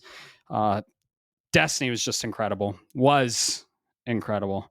They unfortunately lost their way. They went into the Fortnite uh, game model, and it's free to play now. But I will never forget the Taken King in Destiny 1 and playing uh, King's Fall, the raid.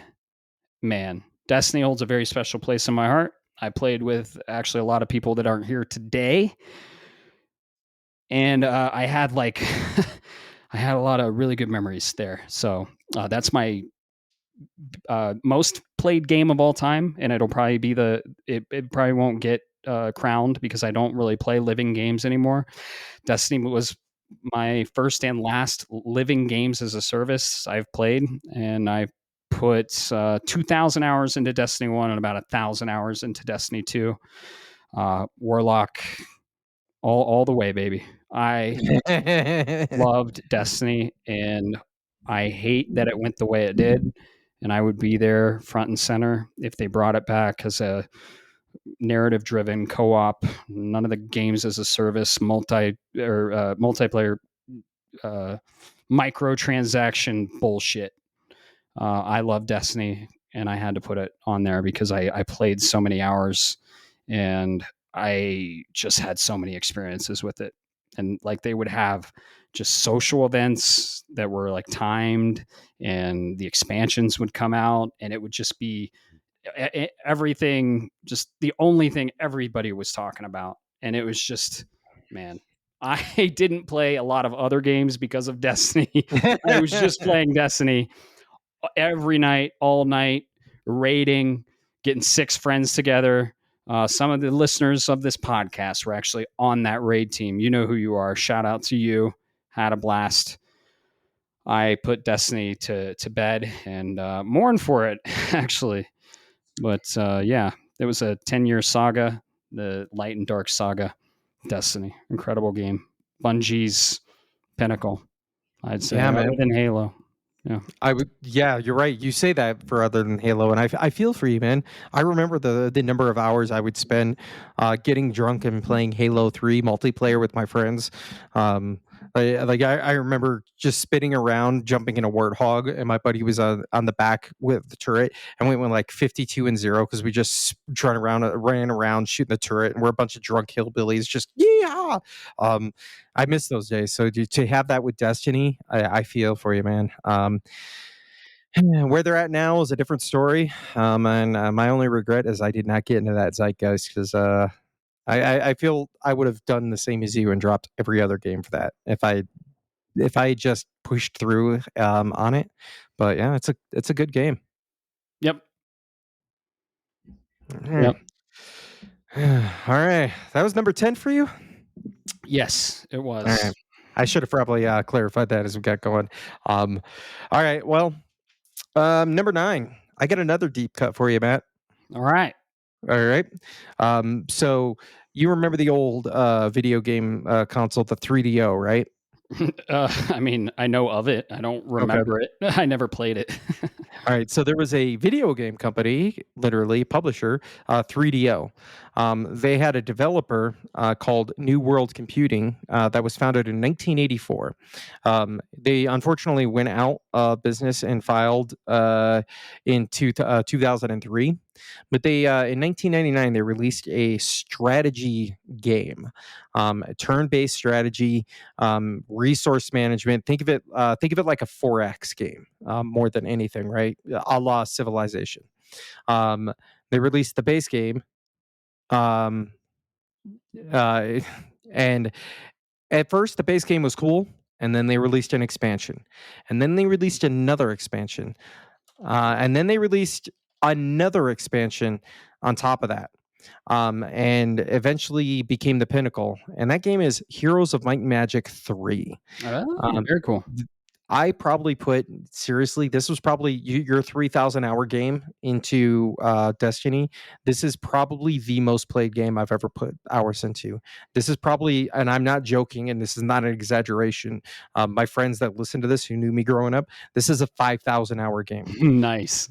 Um, there's a certain love to it, simply because it is resource management. You have a hero. That hero has an army. You have to build up your army, and there's a cycle that goes through. You're building up a town. You're gathering resources. You're collecting magical artifacts. You can cast spells in combat.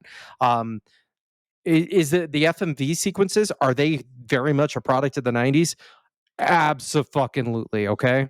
And my only biggest regret is this official got an official, and I'm using this in air quotes, type of game that got, sorry, somebody was calling me. I'll get a call them back. That Oh got yeah. an unofficial re-release, update, remaster, and it was done by everybody's favorite, Ubisoft, and let's just say that wasn't panned well. Right. Um, uh, let's just say the original, it was the second best-selling PC game in 1999. It is a 9 and 9.5 out of 10 across the board critically. If this game dropped in the open critic world, this would have been a 97, 95 to 97. Nice. So Heroes of Might and Magic 3, 3DO, New World Computing, you're gone too soon. But I absolutely love this game. It's Very cool. easily my most played. Awesome. That's a while back too. I think you're gonna have a lot more retro ones than me because you are the retro encyclopedia. Uh, yeah, mine are a little newer. I have some cuts way back when, but yeah, Heroes of Might and Magic 3. I never played it, but I'm glad you enjoyed it. Glad you Yeah. enjoyed it. My number 9 is in the vein of one of my favorite genres of all time, and that's the Metroidvania genre. And this is Oh yeah. one of the two that created the Metroidvanias.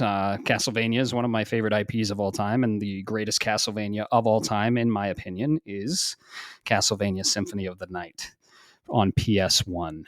Uh, what can I say about this game? It's where Castlevania kind of really evolved, and still PS1 was more into like the polygons and 3D art style, but nope, Castlevania Symphony and I was like, nah, we're still going to do pixel art, and it's going to be gorgeous, and we're going to kind of mix the 3D stuff into it, and boy, oh boy, Castlevania Symphony of the Night is one of the great Metroidvanias of all time.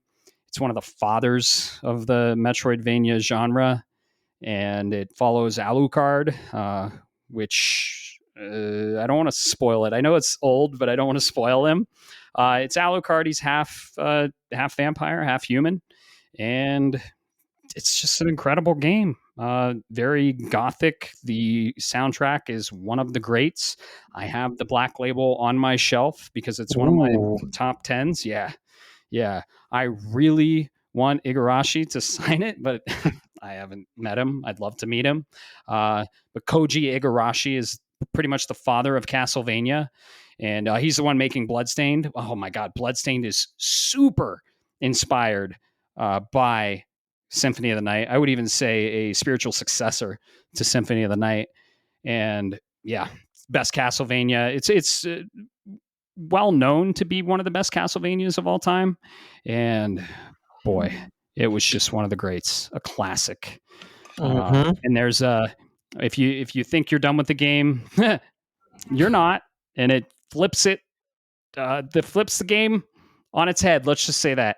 And yeah, Belmonts and Alucard and all the monster design and everything, just a gem. And I had to put a Castlevania game in here. So Symphony of the Night, number 9.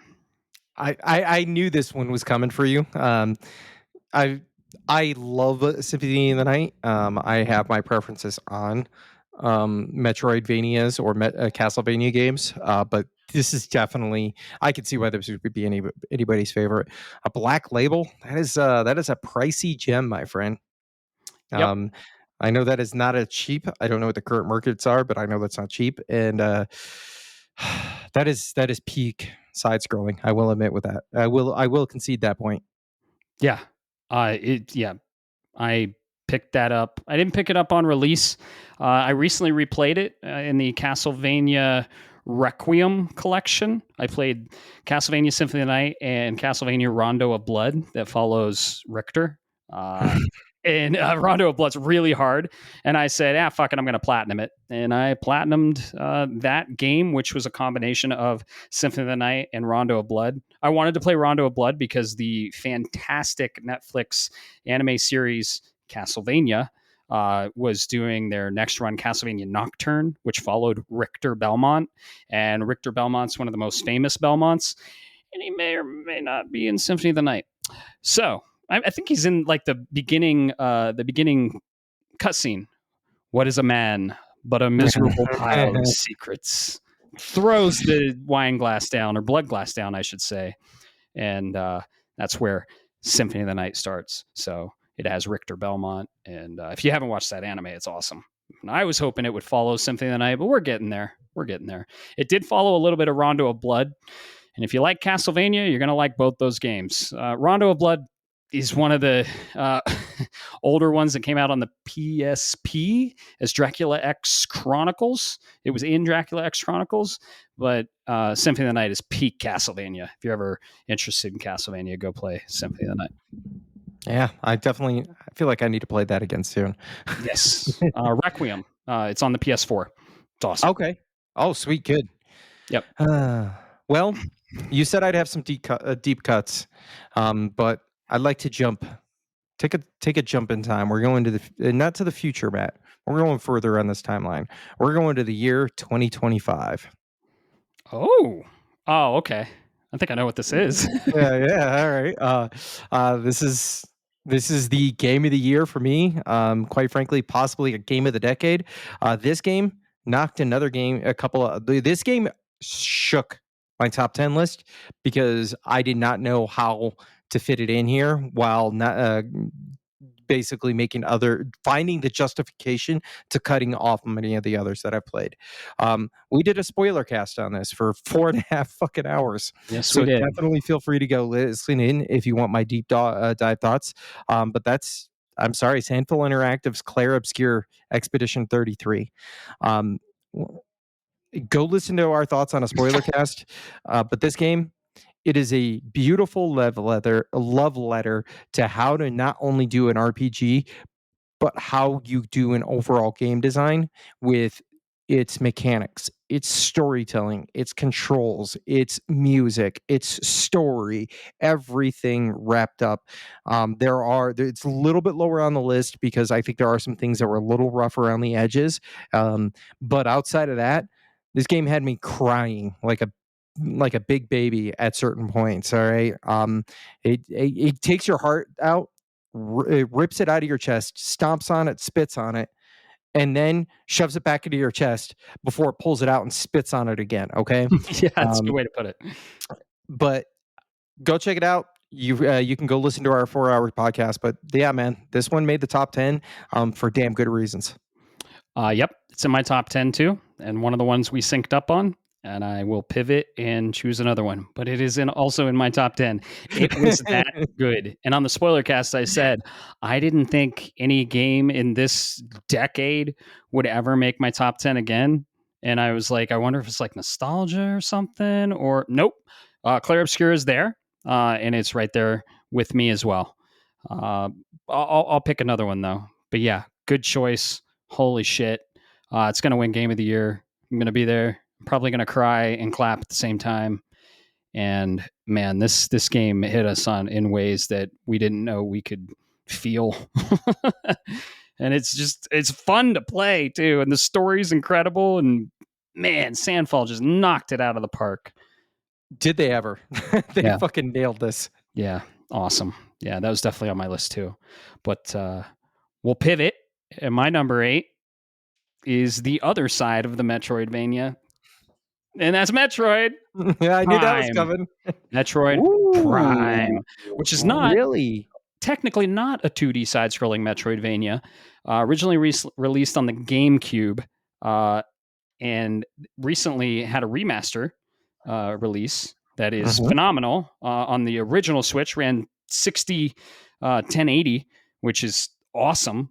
And I will actually be playing Metroid Prime Remastered this, I think, October, on camera, on mic, with comments for Metroid Database. Shout out to Ryan Barrett. And he asked me to play Metroid Prime Remastered. And I said, fuck yeah. That's one of my favorite games of all time.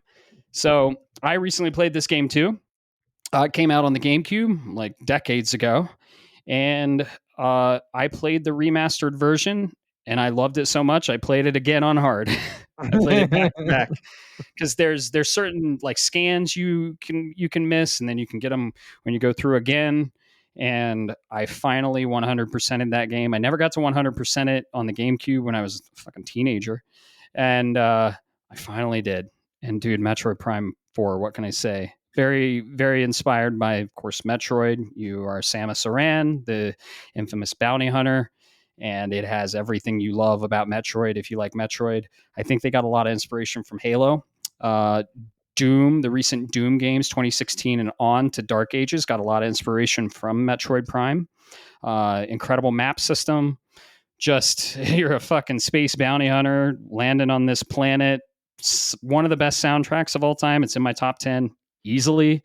And yeah, if you're interested in it, I will be playing it on stream, the remastered version on my Switch 2 for Metroid Database, the biggest fan site of Metroid out there. So I love Metroid, and Metroid Prime is my favorite. My favorite. That's Dread's up there too, but it's only one IP, and Dread is that Metroidvania 2D side scrolling. But I think Prime just hits me, man. It hits me. So yeah. Prime is Metroid Prime. it's a good It's an amazing 3D shooter. Like, Yeah. let's be. I know. There's a. I'm gonna get somebody out there. That's not a shooter. Metroid Prime is ultimately a shooter. And it is a solid. It's a good one. It was a good. I remember it being a good marry of first person shooter and Z targeting. Yeah, yeah. Uh, It's definitely a first person shooter. And it's weird because first person shooter is one of my least favorite genres. So I was so hesitant and cautious when it came out because it was going from my favorite genre, one of my favorite genres, Metroidvania, to a first person shooter. And I was like, oh, what the fuck you doing, Nintendo? What's retro doing? Then I played it and I fell in love and they knocked it out of the park. that's good, So, man. I'd yeah. love to hear Yeah. that. Metroid Prime, shout out. I gotta go play the remaster some more now. Thanks. Oh, dude, it's the prettiest game on the Switch, and it Easily. runs beautifully. I don't even think you need the Switch 2 to play it. I just want to play to have the back paddles for Metroid Prime remastered. I want to see how that goes. But yeah, dude, easily the prettiest, best running game on the console, Metroid Prime remastered.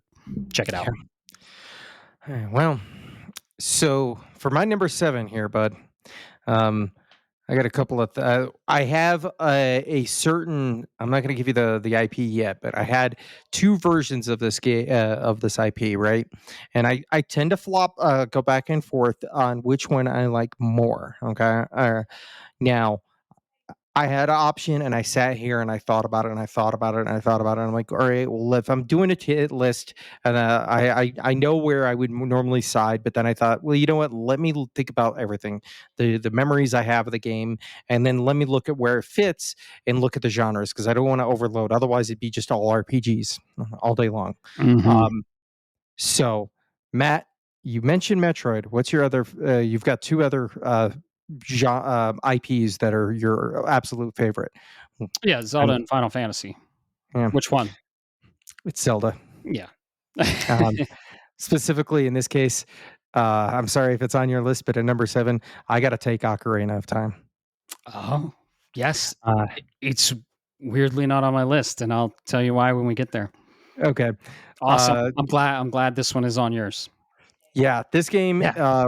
completely redefined. So you take Mario 64, which defined what it meant to move in a 3D environment in a 3D platformer, and then Miyamoto said, "Hey kids, did you like that? Well, I got a game for you that redefined 3D environments, but in an adventure game.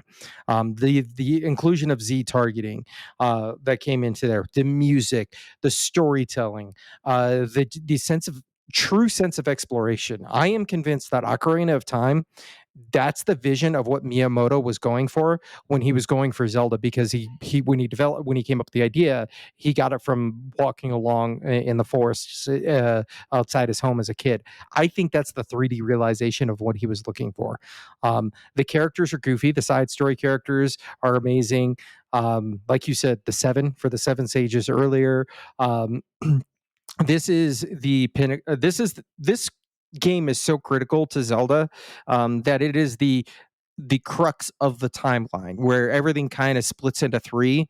Nintendo has kind of said we really shouldn't have done this, but they did it and they opened Pandora's box of canonicity.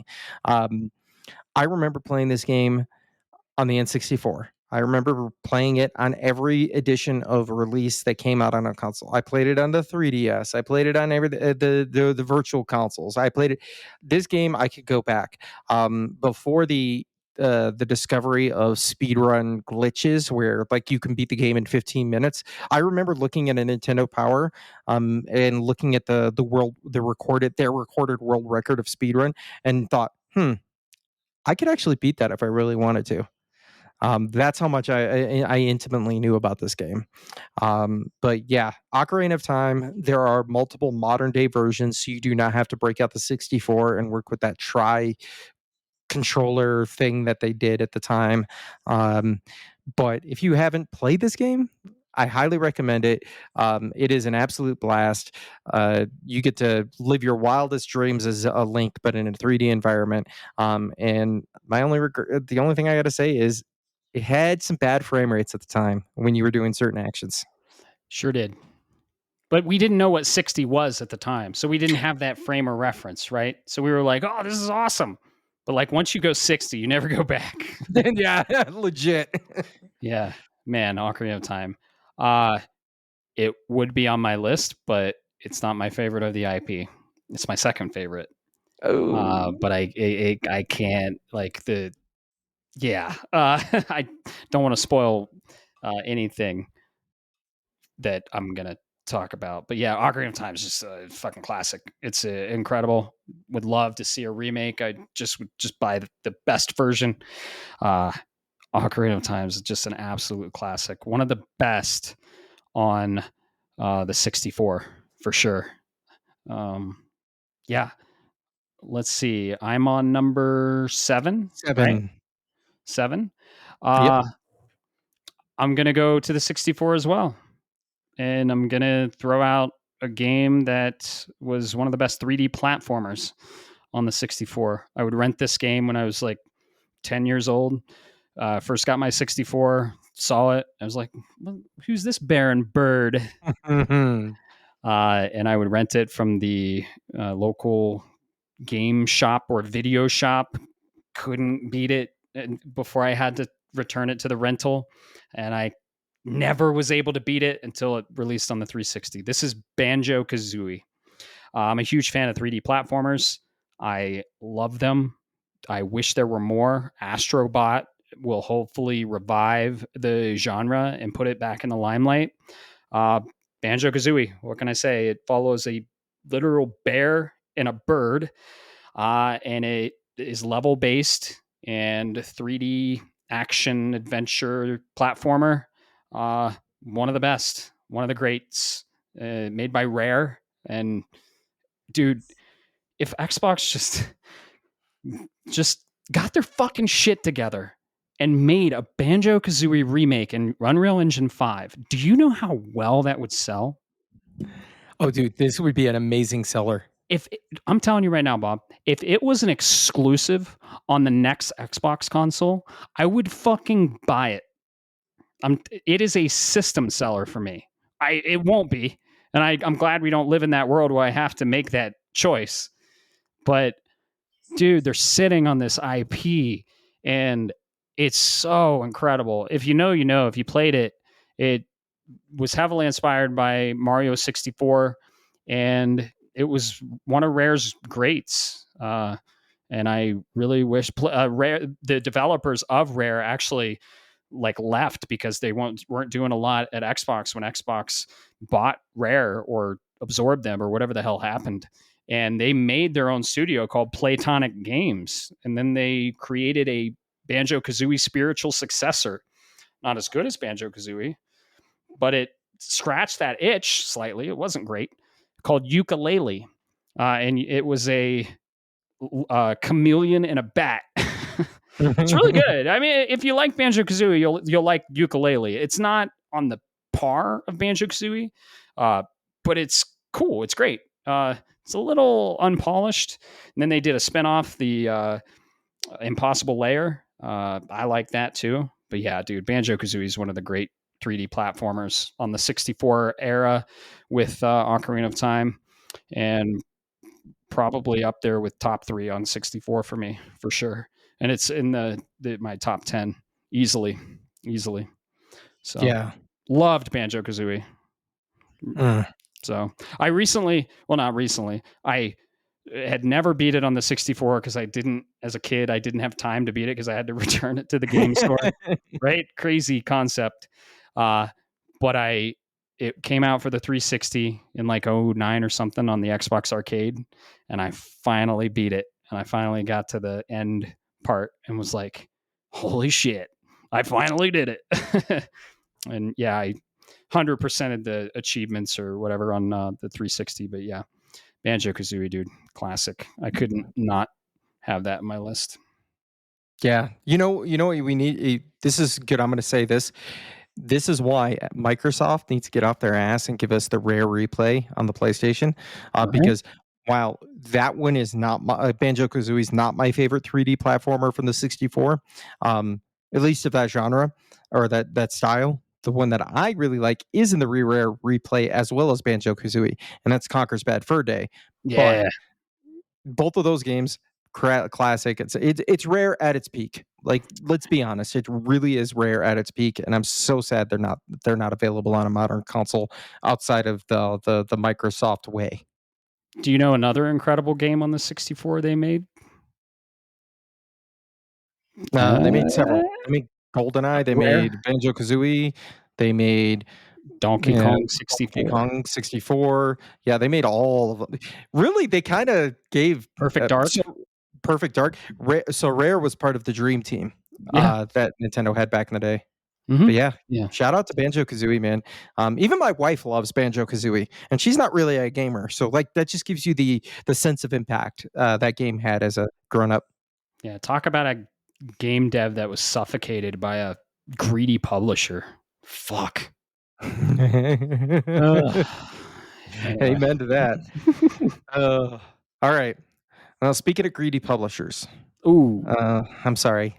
This may seem a little out of field, but I'm not exactly a fan of them lately. They're slowly coming back into the limelight because they recently announced the remaster of a game out of their library that I wanted so badly that I willed it into existence back in January when I drafted it. And that's from Square Enix. Um, Matt already knows where this is going. Mhm. Anybody that knows me more for than 30 seconds knows where this is going. Um, my my damn internet handle was in subsequently PlayStation ID and everything else was the source for this game. Okay, um, everybody loves Final Fantasy VII, and I understand that. But I have always been that Final Fantasy VIII is the superior game, and I don't. It's for my personal taste. I get taste is everything. But what can I say about this game that I haven't said over the last 25 years of my life? Um, you play as so instead of being a person that's trying to save the planet like Cloud did in Seven, and I draw a lot of parallels because they were both very similar in that style. These were the sci-fi era. This was the sci-fi era of Final Fantasy. You are just a kid. You are just a dude that wanted to become a member of the military and be a mercenary. You did not want to get wrapped up in anything. You don't care about people's drama. You have no interest in anybody's personal opinions on anything because in his he's a pure nihilist at the end of the day. And that's from Squall himself, the main character, and ends up getting wrapped up into a story that, while in modern days people think is convoluted, if you actually look at the whole history, this game, I'm telling you, Matt, if there's a Final Fantasy game that could be broken into three parts and not have to say, "Oops, sorry, this is an alternative storytelling," it's Final Fantasy VIII. There is so much going on in this world that had to been cut. 50% of the game was cut because they couldn't fit it. 50%. This is a 4 disc game, and 50% of it was cut because their ambitions are so high. Okay. Um, I could go on and on about this game. It is the reason I'm even called Leon on the internet. It's I plan on, but it's probably my next tattoo is to get the lion heart tattooed on my arm. Um, and I will say Zell is the other internet handle I used for a while, who's a sub character in there. So that's how much of an impact this game had on me. That's awesome, man. Yeah, I know you're a huge fan of this game. I'm surprised that it's this far down on your list, honestly. Uh, I'm a massive fan of Final Fantasy. However, I played like 2 hours of this game and couldn't get into it. I'm not saying it's bad in any means. Final Fantasy hits every time. Uh, I just I couldn't grasp the concept of the systems, and I did play this at a very young age, and I haven't gone back, and I would love to. This is a game that I really do want to revisit. Uh, but it's just the time thing, right? And Hmm. I'm hoping they eventually do a remake like they did for Seven. Uh, but it sounds like they're skipping it and going right to nine, which is unfortunate. But yeah, I mean, this is classic Final Fantasy. It was one I unfortunately skipped, and it's kind of cool to have that difference. Like you love that one, I love the other one, and yeah, I never got into 8. I want to, and I don't. I think it's going to be a great game. I think I'm going to love it. It's just it came out on PS1. I have the black label of that too, and it's I can't find the time. Can't find the time. Yeah. There's an So enhanced edition on the PlayStation 4. So if you ever oh do get the time, I'll be happy to sit down with you because if you think you could break Claire, you haven't seen what can be done in Final Fantasy 8. oh that's very cool. Yeah, If you put forth the patience, that game will become an absolute. You will break it, and you'll break it over your knee, and then it'll be like, "Please, can you do it harder?" Um, it's charming in that regard. And then, of course, just like Claire, anytime you think you've broken it, they throw something else at you. So very cool. There are games I am ashamed to say I haven't finished. Resident or Final Fantasy 8 is one of those. yeah. Um, my number 6, I was just reading it now. It's from one of our favorite IPs, and I didn't want to take yours, but it's the same protagonist. And honestly, it's my favorite Resident Evil of all time. It's one of the more action oriented Resident Evils, still a lot of survival horror in there. Came out on one of my favorite consoles of all times, and that's the GameCube. And I'm of course referencing Resident Evil 4. Uh, Ironically, like all these games I'm talking about just had like like remakes come out. Like the universe is like, hey, you know your top 10? We're just gonna remake all of them for you. And I'm like, all right, cool, let's do this. Uh, yeah, Resident Evil 4 follows Leon in Europe, and it's a it's a deviation from 3. It still has survival horror, but it has some pretty awesome action sequences. And I just loved that game when it came out. I have the original on GameCube. They re-released this game so many times. It's on the Wii, it's on the PS2, it's on the PS3, it's on the PS4. And they recently released it on the PS5 as a remake. We got the remake, which is incredible. I played that game 6 times for the for the platinum, back to back, I think. Yeah, because I mean, it's new game plus, right? And you have to you just keep playing and you just keep progressing, and you can like blast through that game in 2.5 hours if you know what you're doing. And you have like sequence skips and stuff like that.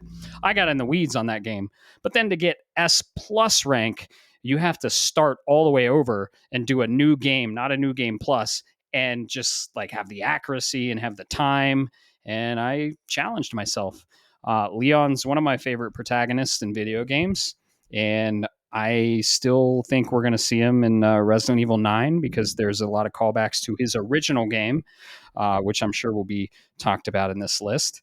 But yeah, Resident Evil 4, man, bunch of action sequences, very fun gameplay. The remake is very fun as well, and I just couldn't. I had to have a Resident Evil on this list, and Resident Evil 4 is one of my favorites. I have a poster of Leon from Resident Evil 4 hanging in my game room, and it's one of the few posters I have for now. I'm gonna put more gaming posters up. Some changes are coming, and I'm gonna like Yeah. deck this place out with more gaming posters. I'm excited because I have a roll of just 20 gaming posters, including a fucking awesome Metal Gear Solid 4 one I'll show you. Uh, but yeah, Resident Evil 4. Love my boy Leon. Couldn't leave him off the list. Can't wait to see him in Resident Evil 9. Don't. I'm gonna give you the "Don't give me hope" Yeah, meme don't give me hope. because yeah, Leon S. Kennedy is the other half of the reason why I have the internet handle I do nowadays. Hell yeah. Um, I had a feeling you were gonna go with 4. So absolutely beautiful game. Sounds I like we played both it so have many good times. taste. Yeah. Oh yeah, Force Uh, classic. um, well, I guess that's halfway through, man. Yeah, we're on 5. We're we're at the top 5. This is the list that pretty much never shakes for me. These are the Right. top 5 games that if something were to take its place, that means I'm doing a 6-hour podcast spoiler cast on this thing. Okay, like I'm at the lunch table well, sorry, not lunch table. I'm at the brewery talking about this thing nonstop. Okay. Um, Number 5. As you know, I am a huge, huge fan of the Blue Bomber himself. Um, I have multiple complete in box copies of many of his games. And while I did think about it, and I was like, and I know a lot of people prefer the traditional lineup of the NES games, there is something about the music, the aesthetic, the feel of the SNES era. And I'm not talking about 5, 6, or 7. I'm talking about the X series. And people love 2, 3, and all of those. But there's something about Mega Man X himself, the original that started it all, that still to this day I can hear the startup music in my head on command. I can hear the level music on command if I want to. I can tell you each location of every secret item and where to get them so you can get the Hadouken later in that game. I can tell you how to do it off the back of my hand, okay?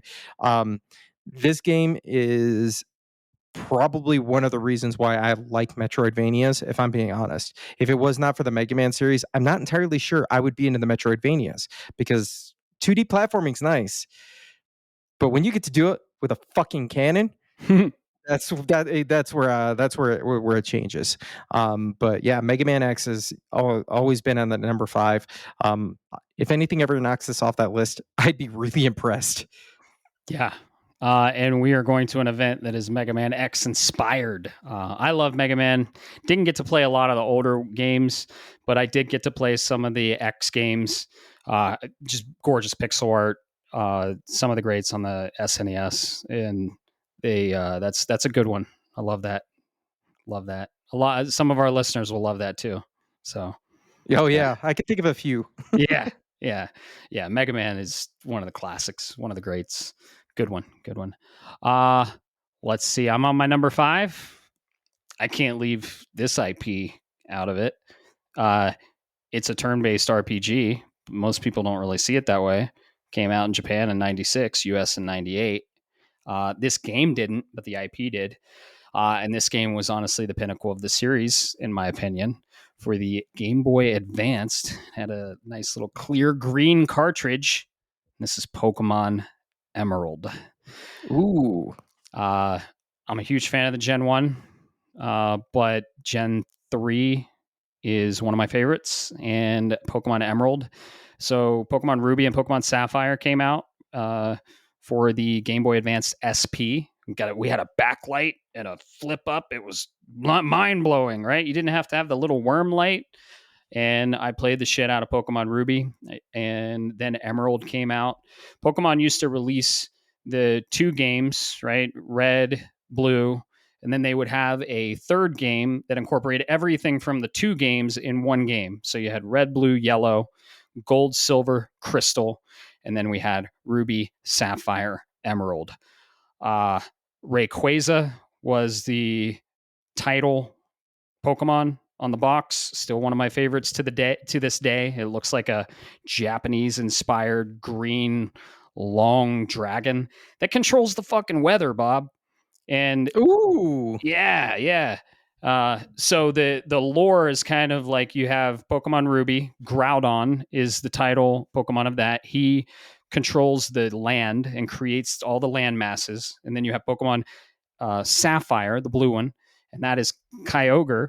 He controls all the water. So they all create. They both created the world of Pokemon, but then to balance them, you have Rayquaza, and he controls the atmosphere and all the weather. So just man, we had a remake of this on 3DS, Pokemon Omega Ruby and Omega Sapphire. They haven't got around to doing the Emerald remake yet, but dude, GBA, pixel art. I was like a young teenager playing this game. It was Pokemon. I loved Pokemon Red, loved Pokemon Gold, and just Emerald had the battle tower. It's just Pokemon pinnacles. A lot of my favorite Pokemon are from Gen 3 too. Takes place in Hoenn, the region. Metagross, it's like a metal spider. Uh, all kinds of good Pokemon in Gen 3. So yeah, Pokemon Emerald is my favorite Pokemon game of all time and is in my top 10 games of all time at number 5. So if you haven't played Pokemon, what the fuck are you doing with your life? You're like me. You played it, but you could never really get into it, Right. even though you recognize how good it is. Yeah. Emerald. That's interesting. I had a feeling you were going to go with somewhere in that array. I wouldn't have picked Emerald on the first guess. Um, but yeah, definitely Pokemon. It's the number one IP of all time for a reason. Like, Oh yeah.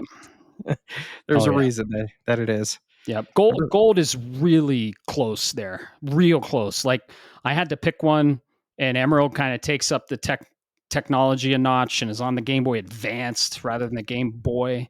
Uh Gold is real close though. Cause yeah. So That's that's true. That's true. I could see that, man. yep. Oh, Pokemon Emerald. I know I got some listeners out there who are who are going to love to hear that. Oh yeah. Uh, well, so number 4. All right, I'm gonna do this, Matt. If I tell you what's the pinnacle or what's the progenitor of first-person shooters, what's everybody's answer? Halo. Yeah, I could see that. Some people would say it's Doom. Oh yeah, Some dude. some people would say it's Wolfenstein. Mm.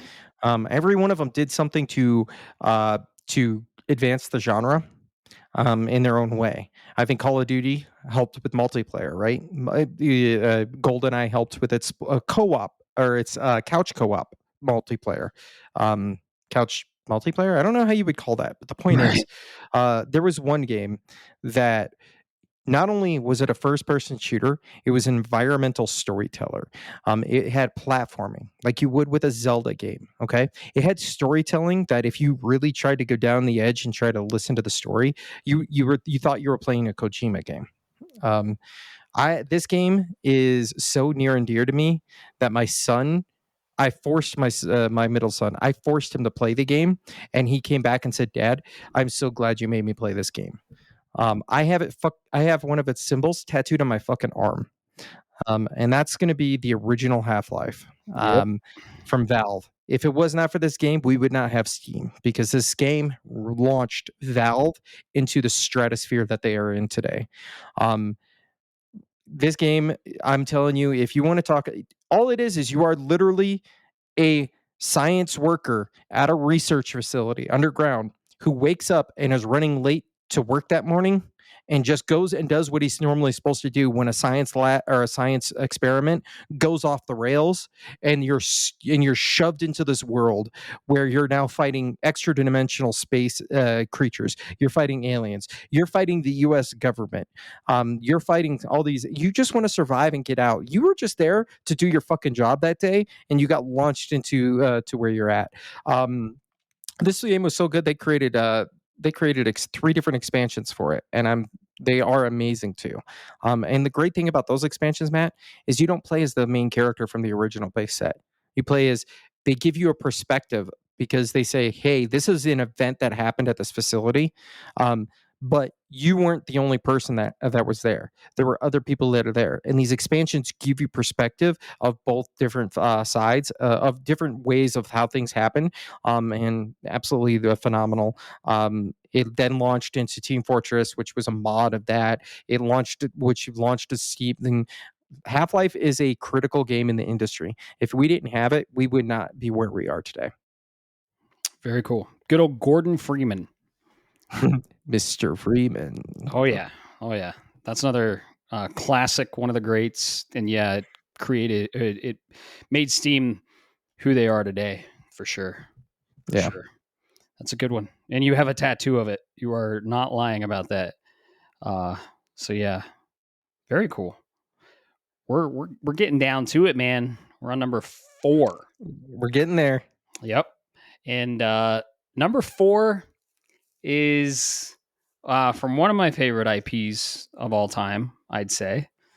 Hmm. And yeah, it is in the vein of one of my favorite time periods. And this IP definitely goes back and explores time periods.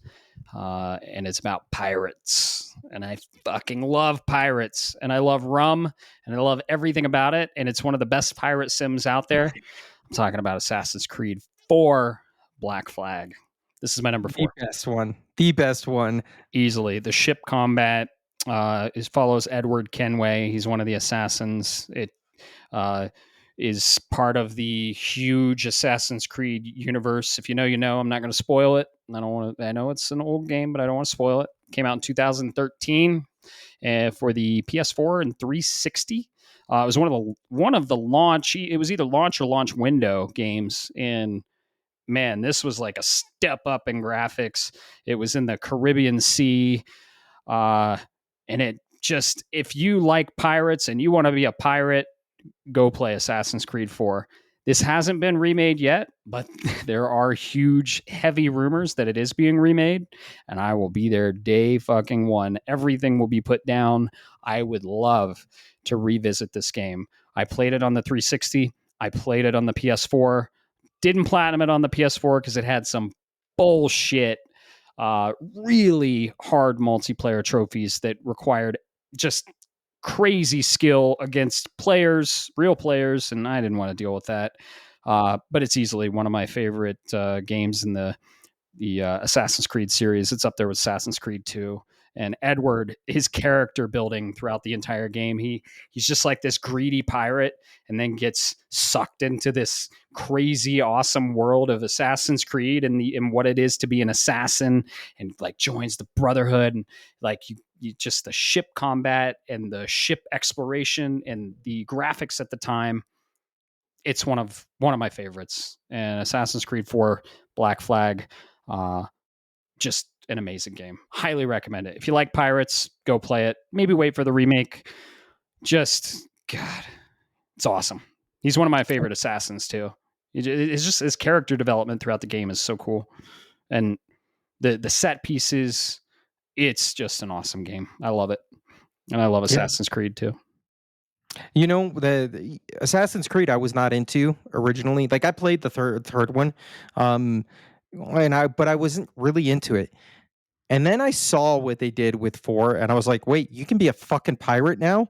And I was sold. So, I agree with you. Assassin's Creed Black Flag is the pinnacle of the AC series.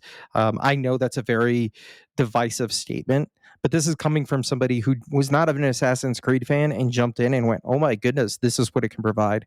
Um, I loved doing that, dude. Remember ramming other ships, and you're just like, "You know what? Screw it. I don't need the cannons," and just ram the ship head on. Yep. You can dive down to get sunken treasure. Anything you think of what pirates did, it's in there. And they delve deep, man. It's the best pirate game ever. Yeah, absolutely. Yep. Well, here we are, man. Top 3. Top Um, 3. these are, if you tell me my top 3, these are the top 3 in this specific order. Yep. All day long. I got to go with this. You said it earlier. Just take this band-aid off. This is the prequel, if you will, to Resident Evil 4. And that's Resident Evil 2. What can I say about this game? Dude, Matt, before the internet gave away all the secrets of a game and you could look them up on launch day, I didn't know that there were certain secret modes within Resident Evil 2. So I beat that game so many times. I unlocked the tofu survival mode and thought, wait a minute, that's a fucking joke, right? Because you had to beat the game no less than 6 times. Yeah. Um, I I played this game so much, I knew every angle of it. Um, this game, so this is what I'll say. The old school one is the tank controls, and I understand why somebody might not enjoy them. So if you cannot get past the tank controls, Capcom released the Resident Evil 2 remake, and I don't want to say it's a superior version, but I do want to say it is a damn good version of Resident Evil 2. It gives everything. It's a love letter to the original while expanding upon some ideas and bringing it into the modern world. Um, but yeah, this is where Leon S. Kennedy and Claire Redfield got their start. I could tell you anything and everything about this game. At least from the gameplay wise, I played it so much. And Ada Wong is my girl. She always will be. Oh yeah. This was Leon's breakout game. It's probably my second favorite, honestly. The remake is awesome. It goes on third person behind the shoulder like 4 did. Uh, the tank controls in 2, just like 1 and 3, little tough. But 2 has just an awesome story, different playthroughs. You can play as Leon or Claire. It's pinnacle survival horror Resident Evil for sure, for sure. Yeah, that's a good one. I love it. I knew it was going to be on your list. I knew it. Yeah, you knew it, Yeah, right? yeah. And top 3 don't really change for us, honestly. Like my top 3 have been like this for a while, for about a decade now. But my third one is more recent than you think, and it was one of the new IPs from PlayStation for the PlayStation 4, and Guerrilla Games deviated from something they are very used to doing, which is Killzone, and they gave us this fucking awesome post-apocalyptic third-person action adventure where you're using an elemental bow and arrow to fight robot dinosaurs as Aloy.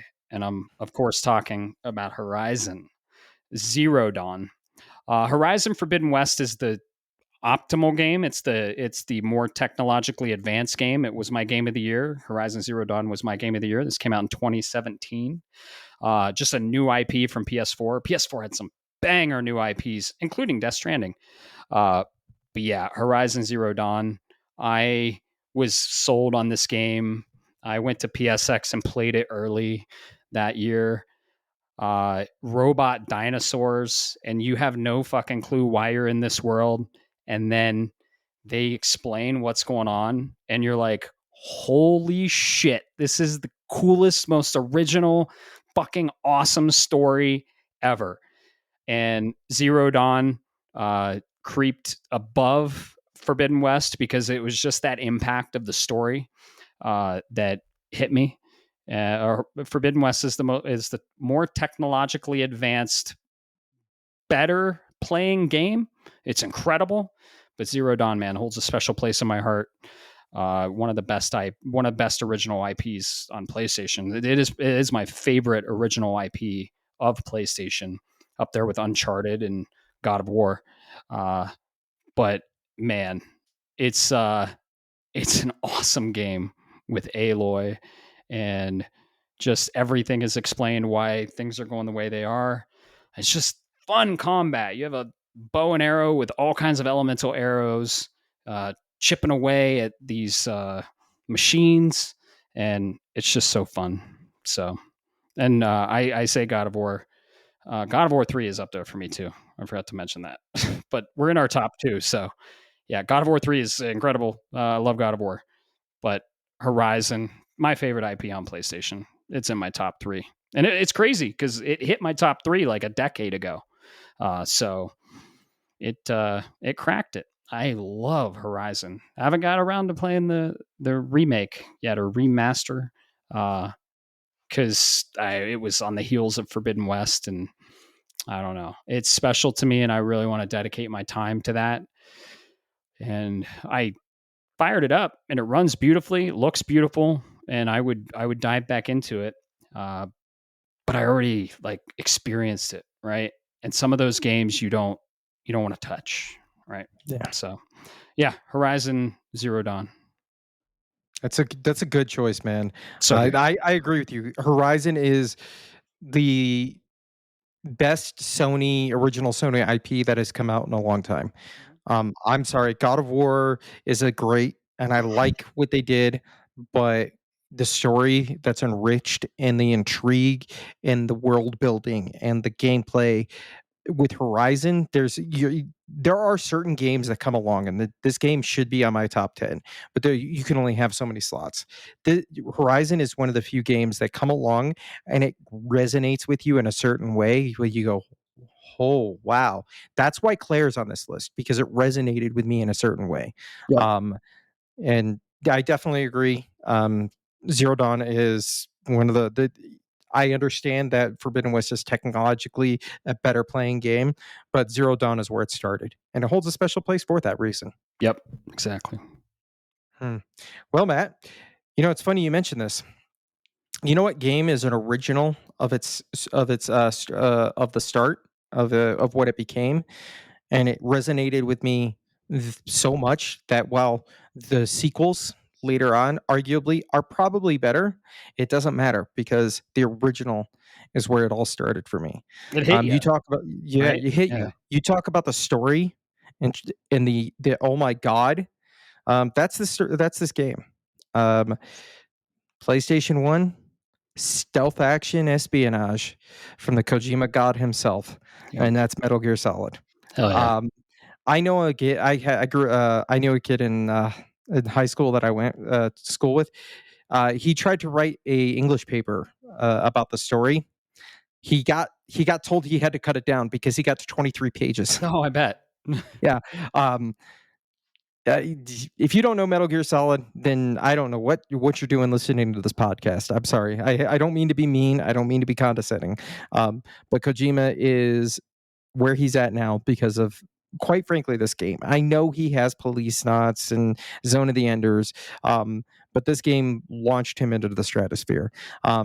This game, I don't want to say too much because there are certain things about this game that if I told you and kind of somewhat explained, it would ruin the impact of what could happen. Um, I remember I played this game so many times. I know it so well. I get 2 and 3 are more popular, but there's something about that original and the story, the way it kind of changes every time, and you think you know what's going on, and then oh, you're like, oh shit, psych, plot twist. That's Metal Gear Solid, and I think the underlying themes of that it's trying to say, which I guess I could say without really spoiling it, which is about legacy in your immortality, if you will, but the legacy that you drive on and being an individual living your own life, they resonated with me really, really deep, man. So much that's kind of why I joined the army. I Wow. was tired of doing things that people told me I had to do, or that I should be doing. So I said, "Fuck it, I'm gonna go do something different." And lo and behold, I became a soldier. That's awesome. Yeah, it's one of the greats. My favorite of the series is the remake of one, Twin Snakes on GameCube. Uh, but one is where I think like Kojima skyrocketed, like you said. And man, uh, what can I say? I have the black label. You were there when David Hayter signed it. Uh, it's one of my favorites too. Not my top 10 though. Yeah, But yeah. I get it. I totally Yeah. understand. That's why I was like, dude, you haven't played Death Stranding? Aren't you like a huge Kojima fan? Do you know like it's a Kojima game? You found Yeah. out. Yeah, Metal Gear Solid. I knew that was on your list. Very good. Number 2, which man, oh, dude, this is so hard. Like not number 1 and 2, 3, even top 5. Like it's so hard picking your top 10. And I hate picking favorites. I really do because all these games offer unique experiences. Like I didn't even talk about Uncharted 4 or God of War 3. Like these are up there too. And I love them so much. Uh, but it's so hard to pick that list. Not the top 3 though. My top 3 haven't changed. My top 2 haven't changed in a while. And number 2, I mean, shit. If you know me, you know I absolutely love this game. We recently got a remake as well. It was broken up into 3 parts. It's one of my favorite IPs of all time. It's my second favorite IP of all time, other than my first IP, which is on the number 1 spot. But of course, I'm talking about Cloud Strife, Barrett Wallace, Tifa Lockhart, Aerith Gainsborough. We're talking about Final Fantasy VII. Yeah. Yeah, yeah. What can I say? Like, Final Fantasy VII is just one of the greatest games of all time. One of. Uh, I originally played it on the PC. I saw it in a GameStop, and I was like, "Oh yeah, Final Fantasy. Let's check this out." And I played it on the PC. Didn't even know you could change the graphic settings, so I played it really pixelated on my Windows 95 Pentium 3. uh, Holy crap. when I was like 11, 12, 13 years old or something like that. And I fell in love. It was one of the first games I ever, one of the first RPGs I ever played. I think it was the first RPG I ever played. And I think that's really serendipitous. That's awesome. But dude, it's just a grand adventure. You start out as Cloud Strife, the mercenary for hire. He's with Barrett Wallace. You're in Midgar. You're going to bomb this reactor, and the entire you think the entire game happens in Midgar, but then it's like, please insert this too. And you're like, oh, okay. And then, ho, world map fucking opens up, and you're like, what the hell is going on? And you see Midgar as just like a little spot on the map, and you're like, holy shit. And you start as a mercenary for hire, and then you find out so much about why you're the way you are, your history, who all's involved, and you meet one of the greatest villains of all time, in my opinion, Sephiroth. And he has some pretty crazy motivations. And I'm definitely not going to spoil this game because the third part of the remake is coming out. Reborn, I think it's what it's going to be called. Final Fantasy VII Remake was my game of the year. Final Fantasy VII Rebirth, the second of the series, was my game of the year. I think those two games complement the original. The original is still my favorite. I have the black label of this. I actually have the misprint. It's one of the rarest copies out there. Uh, and dude, Cloud Strife is my favorite character of all time in video games. He's my number one. I just relate with him so much. I can't say why because it's a spoiler for the game, but we all have our issues in life. Let's just say that. Um, yeah, I relate with what happened to him and just the story. It starts so small but so grand when you think it's so grand, but then it like you're like, oh, this story is awesome and it's huge, but then it gets gigantic, and you're like this person trying to save the world, and all the characters, the whole cast, I can name them off first and last names. Red 13, one of the greats, Vincent Valentine, Yuffie Kisaragi, if I'm pronouncing her name right, Sid Highwind, Kate Sith, just incredible. It's my favorite Final Fantasy game of all time. Final Fantasy is my second favorite IP of all time. I could literally take an entire podcast and gush about this game and tell you why you should play it. Uh, Go play the remake if you haven't. And if you love that, you'll love Rebirth and you'll be super excited. And whatever year Reborn or whatever the next one comes out, it's going to be my game of the year. I already know it. Rebirth came out in April, and I was like, this is my game of the year. Nothing's going to top it.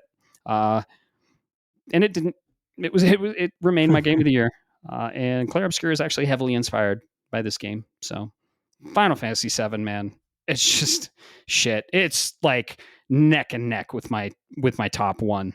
Like it's just neck and neck. Those are all the way up there. They'll never be touched. So that is my second. We Man. are, yeah, yeah. You've played it. You love it. Yeah, I love Final Fantasy VII. I think it is an amazing game. Um, there are from a personal, I have my own personal like why it's not on my list, but ultimately at the end of the day, I really do enjoy this game. I think it if it wasn't for seven, we wouldn't have a lot of the RPGs that we have today. In terms of moving to the 3D realm, right? There was Beyond the Beyond and things like that, but nothing really hit until seven struck. Yeah, exactly. Like it was the first entry into 3D for Final Fantasy. Like we went from pixel art turn based with Final Fantasy 6 to it's kind of a turn based hybrid. I guess 6 was a little hybrid too, but it was just like 3D. It was unprecedented. I think the jump from like SNES to 64 or the first PS1 from I get PS1 was the first one, or Sega Saturn to Sega Dream or Genesis to Dreamcast. I think that was the biggest jump in gaming history. We went from pixel art 2D to 3D models and it just blew your mind when you first saw it. And Final Fantasy VII was one of those games, including Ocarina of Time on the heels of A Link to the Past. Just I think 98 was the late 90s was the best time for video games, hands down. Oh yeah, I would absolutely agree with you on that one. Yeah. Um, and the reason I say that is because of my number one game came out Oh, and in the mid to late 90s. Um, nice. anybody that knows me probably knows this game, or knows that this is no surprise, right? Um, we talk about Claire, and Final Fantasy VII, inspiring Claire. People talk about a certain aspect of the gameplay, Matt, of Claire, with the dodge and parry mechanics. Dodge and parry mechanics are not unique to RPGs, my friend. They have a progenitor, an origin point. Um, this game is the love child. People talk about Chrono Trigger being the love child of multiple great minds within the industry coming together. This one I think is better. Obviously, I think it's better because it's number one on my list. I think this does it better. This is the love child of what happened when you mixed the old Square, not Square Enix, but Square Soft team, and combined them with the Nintendo team to create something. We have names like Yoko Shimomura, who wrote the music for this.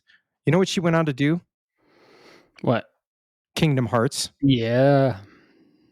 We have Kensuke Tanabe.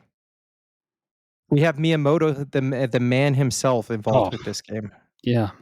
Um, there are many people that came along with this and this was right before Square became Square Enix. It's a And mesh that's of two of the greatest developers of all time, right? Yeah, absolutely.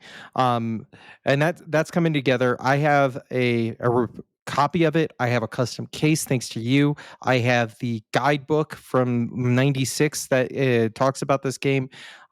This game, when it re-released onto the Switch and they did a remaster, was my game that year because like I love this game that much. And that's Super Mario RPG's Legend of the Seven Stars. Um, this game is, what can I say? I know anything about this. This game was fun. It was great because you're like, oh, it's a Mario game. It's an RPG game. Let's see what happens. And you literally start the game going to save Princess Peach from Bowser. The first 5 minutes of the game is typical. We're going to go do this. And then it gets turned on its head. I don't want to spoil too much, but then eventually it turns on its head. And now all of a sudden, Mario's stuck in this grand adventure to help restore the Star Road. The Star Road, as in the same Star Road from Super Mario World.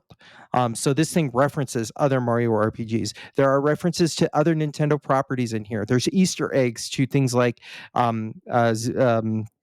Link. You can find Link in the game if you know what you're doing. He's sleeping. Um, you've And got and Samus. Samus as well. You have Star Fox references in here. You Mm-hmm. have F-Zero references in here. This is what happens when developers are allowed to have fun. I can tell you this game is one of the only games that I think is it is the closest to a true 10 out of 10 objectively. And I mean that because the music is great. I've never come across it all of a sudden crashes on me. It's old school 16-bit, but even then I would never talk about the frame rates in that generation, which by the way are still solid. The only thing that came up with that game that I do not like to this day is one part of a game design, and that's getting. Remember the 1,000 jump ropes in Final Fantasy IX, Matt? Uh-huh. Yeah, yeah. How about doing 1,000 super jumps Ooh. in a row? Or I mean, 100 super jumps. I'm sorry, Ooh. 100 super jumps in a row, where you have to press the timing perfectly, and you're in a rhythm, and you got to do it, and you got to do it, and you got to do it, and then you know what you get? You get an okay accessory. Some argue it's the best. I don't think so because you don't need it to beat the game. Um, Uh, I can I can tell you where to find every secret item. I can tell you every secret trope about this game. Um, there are references upon references. You know, you can fight the Power Rangers. what? No? Yeah, they're not called the Power Rangers, but you can fight the Power Rangers. Wow. And they all have their own little personality. I could go on. I could make a podcast about this game. To be quite honest, but yeah, this is this is where a lot of RPGs get their inspiration from, with timed hits and the way they do their exploration and music and saving. Like everything about this game influenced some sort of an RPG later on down the line. And that's why it'll always be my number one. Yep. It recently got remade for the Switch. Yes, it did. Yes, it Yeah. did. I hope it gets patched. That'd be cool. Mm. You know what? I gotta fire it up on the Switch too. I might do that now. Mm-hmm. Yeah. Uh, Incredible. Yeah. It's your favorite game of all time. I got you that case. And yeah, this is never probably going to be topped for you. Uh, you gush about this game. And I love it. And it's a mesh of Nintendo and Square Enix. And what can I say? I've played it. Never beat it though. It's really tough. It's really tough game. But I love that you're super passionate about it. That's your number one. Yep. Number one. Uh my number one, like I said, it's neck and neck with Final Fantasy VII. But it's my favorite IP of all time. I played it when I was very young. I played the games before it when I was very young. And this game, I feel like, perfected the genre. It went dark and gritty from Ocarina of Time. It's heavily inspired by Ocarina of Time. And like I said, in the IPs, Ocarina of Time and this game are neck and neck. Follows Link, of course, and it took Zelda down a dark turn in the veins of like Majora's Mask. And I'm of course talking about The Legend of Zelda: Twilight Princess. Originally released on the GameCube, and then it was remade. It launched on the GameCube, optimized, and then they ported it to the Wii. It was a Wii release title, and then they remade it for the Wii U. And I'm waiting for them to remake it for the Switch or potentially the Switch too. Uh, Third-person action adventure following our boy Link. Needs to save Zelda in the world of Hyrule, and I think it just took heavy inspiration on Ocarina of Time, and it was more modern, beautiful game. Probably doesn't hold up today, but it probably does. And a big twist, and one of the reasons it's my top favorite game of all time, because it's in my top IP of all time, Zelda, uh, is you can turn into a wolf. Because when you go into the Twilight Realm, you turn into a wolf, and I know it's so cliche, but a wolf is my favorite animal. I am digital wolf on some of the gaming platforms other than NeoCharge. A lot of my handles for emails, digital wolf. I'm a huge fan of wolves. Love the animal, and my favorite IP of all time. I'll never forget E3. They showed the trailer for The Legend of Zelda, and they showed him turn into a wolf, and I lost my shit. Uh, I got it on launch. I got it for the GameCube and the Wii. Played it immediately. Fell in love, and this game just holds a special place in my heart. And it's probably because after I went through what I went through when I was 20, I was recovering, and this game is part of why I fought for my life to play it. If that's weird, I fought for my life, of course, for friends and family, right? Yeah. Primarily, but I was like, holy shit, I get to play this game. I did it. I survived one of the most deadly fucking diseases on the planet at 20, and now I get to play this game. And I really related to what Link went through in Twilight Princess. It might not be the best game in the series. It's very divisive if it is the best game in the series. But these lists are uh, specific to us, and if it holds a special place in your heart for nostalgic reasons or what you were going through at the time, uh, this game holds it and will never be topped. And I played it 3 times. I played the remake. It's Zelda, and yeah, what can I say? It's my favorite IP of all time, favorite game of all time, Twilight Princess, and it was inspired by Ocarina of Time, which is easily second favorite Zelda of all time. Uh, some very unique dungeons, and It's a huge game and it's fun to play. It still looks good to this day, I think. It's not an RPG. People say it's an RPG. Zelda is not an RPG. It's a third person action adventure. Full stop. Thank you. Thank you. It's action adventure. It's not an RPG. I've played many RPGs and I played Zelda. Okay. Uh yeah. And it's super dark. A lot of what happens, like it dives into death, which was very prominent on my mind at the time because I had survived. Uh and yeah, it's just yeah, Twilight Princess is my top favorite game of all time, and it won't be topped. If that ever releases on Switch 2, oh, God, I'm there day one, man. Um, yeah, if you haven't played it, go play Ocarina of Time first because it is inspired heavily by Ocarina of Time. But that last boss fight on Twilight Princess, no spoilers, holy shit.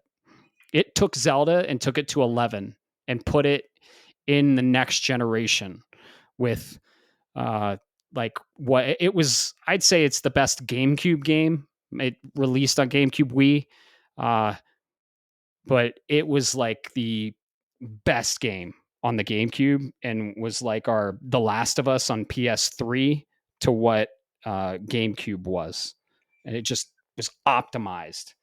So yeah, Yeah. Twilight Princess, man, loved it. You played it, you beat it multiple times. I know you're a huge Zelda fan. It's one of the greats.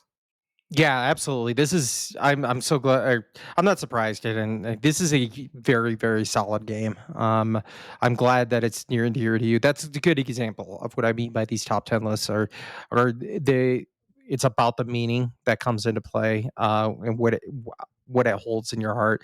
I mean, you're right. That story is dark. I I don't want to spoil, but yeah, some of the themes and things that go in there, some of those cutscenes, I'm like, wait, this is Nintendo? Like, Yep. that's kind of like not Nintendo publishing, but or allowing on your platform, but this is Nintendo developed. Are you sure about that? Um, Yep. this is definitely. I know why people absolutely love this game. I see why it's absolutely your favorite. And then there's if it's ever taken off the top of your list, I'd be shocked, like Yeah. royally shocked that It's, that ever happened. it has one of the best soundtracks. Just yeah, it's an incredible game that Mm-hmm. is amazing. Yeah, so dark, and you're like, holy shit, because I was 21, 22 at the time I played it, coming off some shit in life. Let's just say that. I don't want to go into details, but yeah, it was a Yeah. an emergence game for Mm-hmm. me, and it was my favorite IP of all time.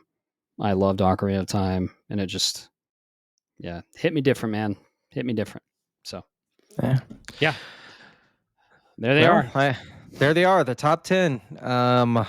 Obviously, this list is subject to change because Claire ended up on my list. So this can happen at a moment's notice. But Yeah, you know, I, well, re- speaking of, I was what's gonna that? say I really hate picking favorites. I really do. Every game offers something unique. I didn't even mention BioShock. Like God, All right, so just let me put you on there. yeah, BioShock, yeah. Fallout, Hmm. Civilization, Hmm. GoldenEye, Wild Arms, Octopath Traveler, and that's not even touching anything that's Sony related IPs, Sony directly related. 'Cause you could have the Ratchet and Clank, you could have the Crash Bandicoot, you could have the Spyro, you could have the like. There are so many games, and that was the problem going down this list. Was Yep. wait, how do I sort this? Like, Right. maybe Dead if we, Dead Space, Super Mario Galaxy, like Final yes. Fantasy 9. It's in the same vein. Final Fantasy 16. I don't S care. I love Final 16. Fantasy 10. Yeah. Oh, Final Fantasy 10. Shit. Pokemon Yeah. Gold, like I was saying. Borderlands Mhm. 2. Come on, that's your other tattoo. Yeah, that's the other tattoo I have on here, Borderlands 2. Halo, we mentioned it earlier, but Halo Mhm. 3 is one of my favorite shooters of all time. Like, Mhm. that's where it becomes really hard, and I took this list at the angle of, all right, what holds the like, what do I where do I have some of the best memories playing? Right. Um, and yeah, that's where we ended up, but yeah, that's the problem with these top 10 lists. Um, but that's why the top 3 never change or haven't changed. I'm not gonna say never, but haven't changed in 20 fucking years. Exactly, exactly. And I mean, hey, you guys see how hard it is for yourselves. Throw your top 10 in the Discord. Let's hear what you have to say. Let's have a conversation on it. We want to hear from you guys. Your top 3 are easy, your top 5 are a little tough. Put your top 10 in there and see how hard it is. Okay? It's like I said, each game offers such a unique experience, and it has there's such unique stories. I'll tell you what, I didn't have in any of my top I'd say even 25 PvP. No Mhm. PvP games. They're all narrative driven, single player, usually third person action or RPG. So I do know that about myself. But yeah, picking the top 10 was very, very tough. We did our best, and I hope you enjoyed it. And yeah, that's gonna put a pin in it for episode 10. Did you have fun? That was fun. I Oh, liked it. absolutely, man. I love it. I love it. Yes, like you said, I want to hear people's top 10 lists. I love this kind of a thing. I love because you're going to get a different perspective. That's Mhm. what's the great thing about video games is they are so subjective. Um, that I would love to see people's list because I we could see a Smash Brothers on there for all I know, Mhm. and I would love to get that perspective because that tells me when I tell you give me your top 5. Th that tells me the kind of games and the idea of where you come from, so that way when I'm talking to you later and I say, "Hey, I think you may really like this game," I can give you a recommendation on it. Exactly. Um, but yeah, man, Exactly. that's a good one on there. That's a good wrap. I could probably continue to talk about it, but yeah, I'm so glad we did this, and maybe we'll do another top list or something. Maybe we'll come up with something crazier later down the line. Yep, we're only on 10 and it only goes up from here. And we're not planning on stopping anytime soon. So we really appreciate all of you listening. And thanks for sticking around. Like we said, we really want to hear your top 10 games. So throw it up in Discord. If you're not part of Discord, please join. It's a fun little community. We just pretty much talk games all the time there. But yeah, we've had fun. We've drank some good beers, talked about some amazing, incredible games, and thanks for hanging out with us. Bye, everybody. Shapes of Gaming is a podcast shaped around gaming and, most importantly, our community. That's you. It is written, created, and recorded in beautiful Colorado Springs, Colorado, by me, Matt Stenson, and my good friend Bob Harriman. If you would like to be part of this amazing community, be sure to like, subscribe, or follow us on all the social media platforms or the podcast app of your choice. Thanks so much for listening, and always remember keep the conversation going, and most importantly, keep gaming.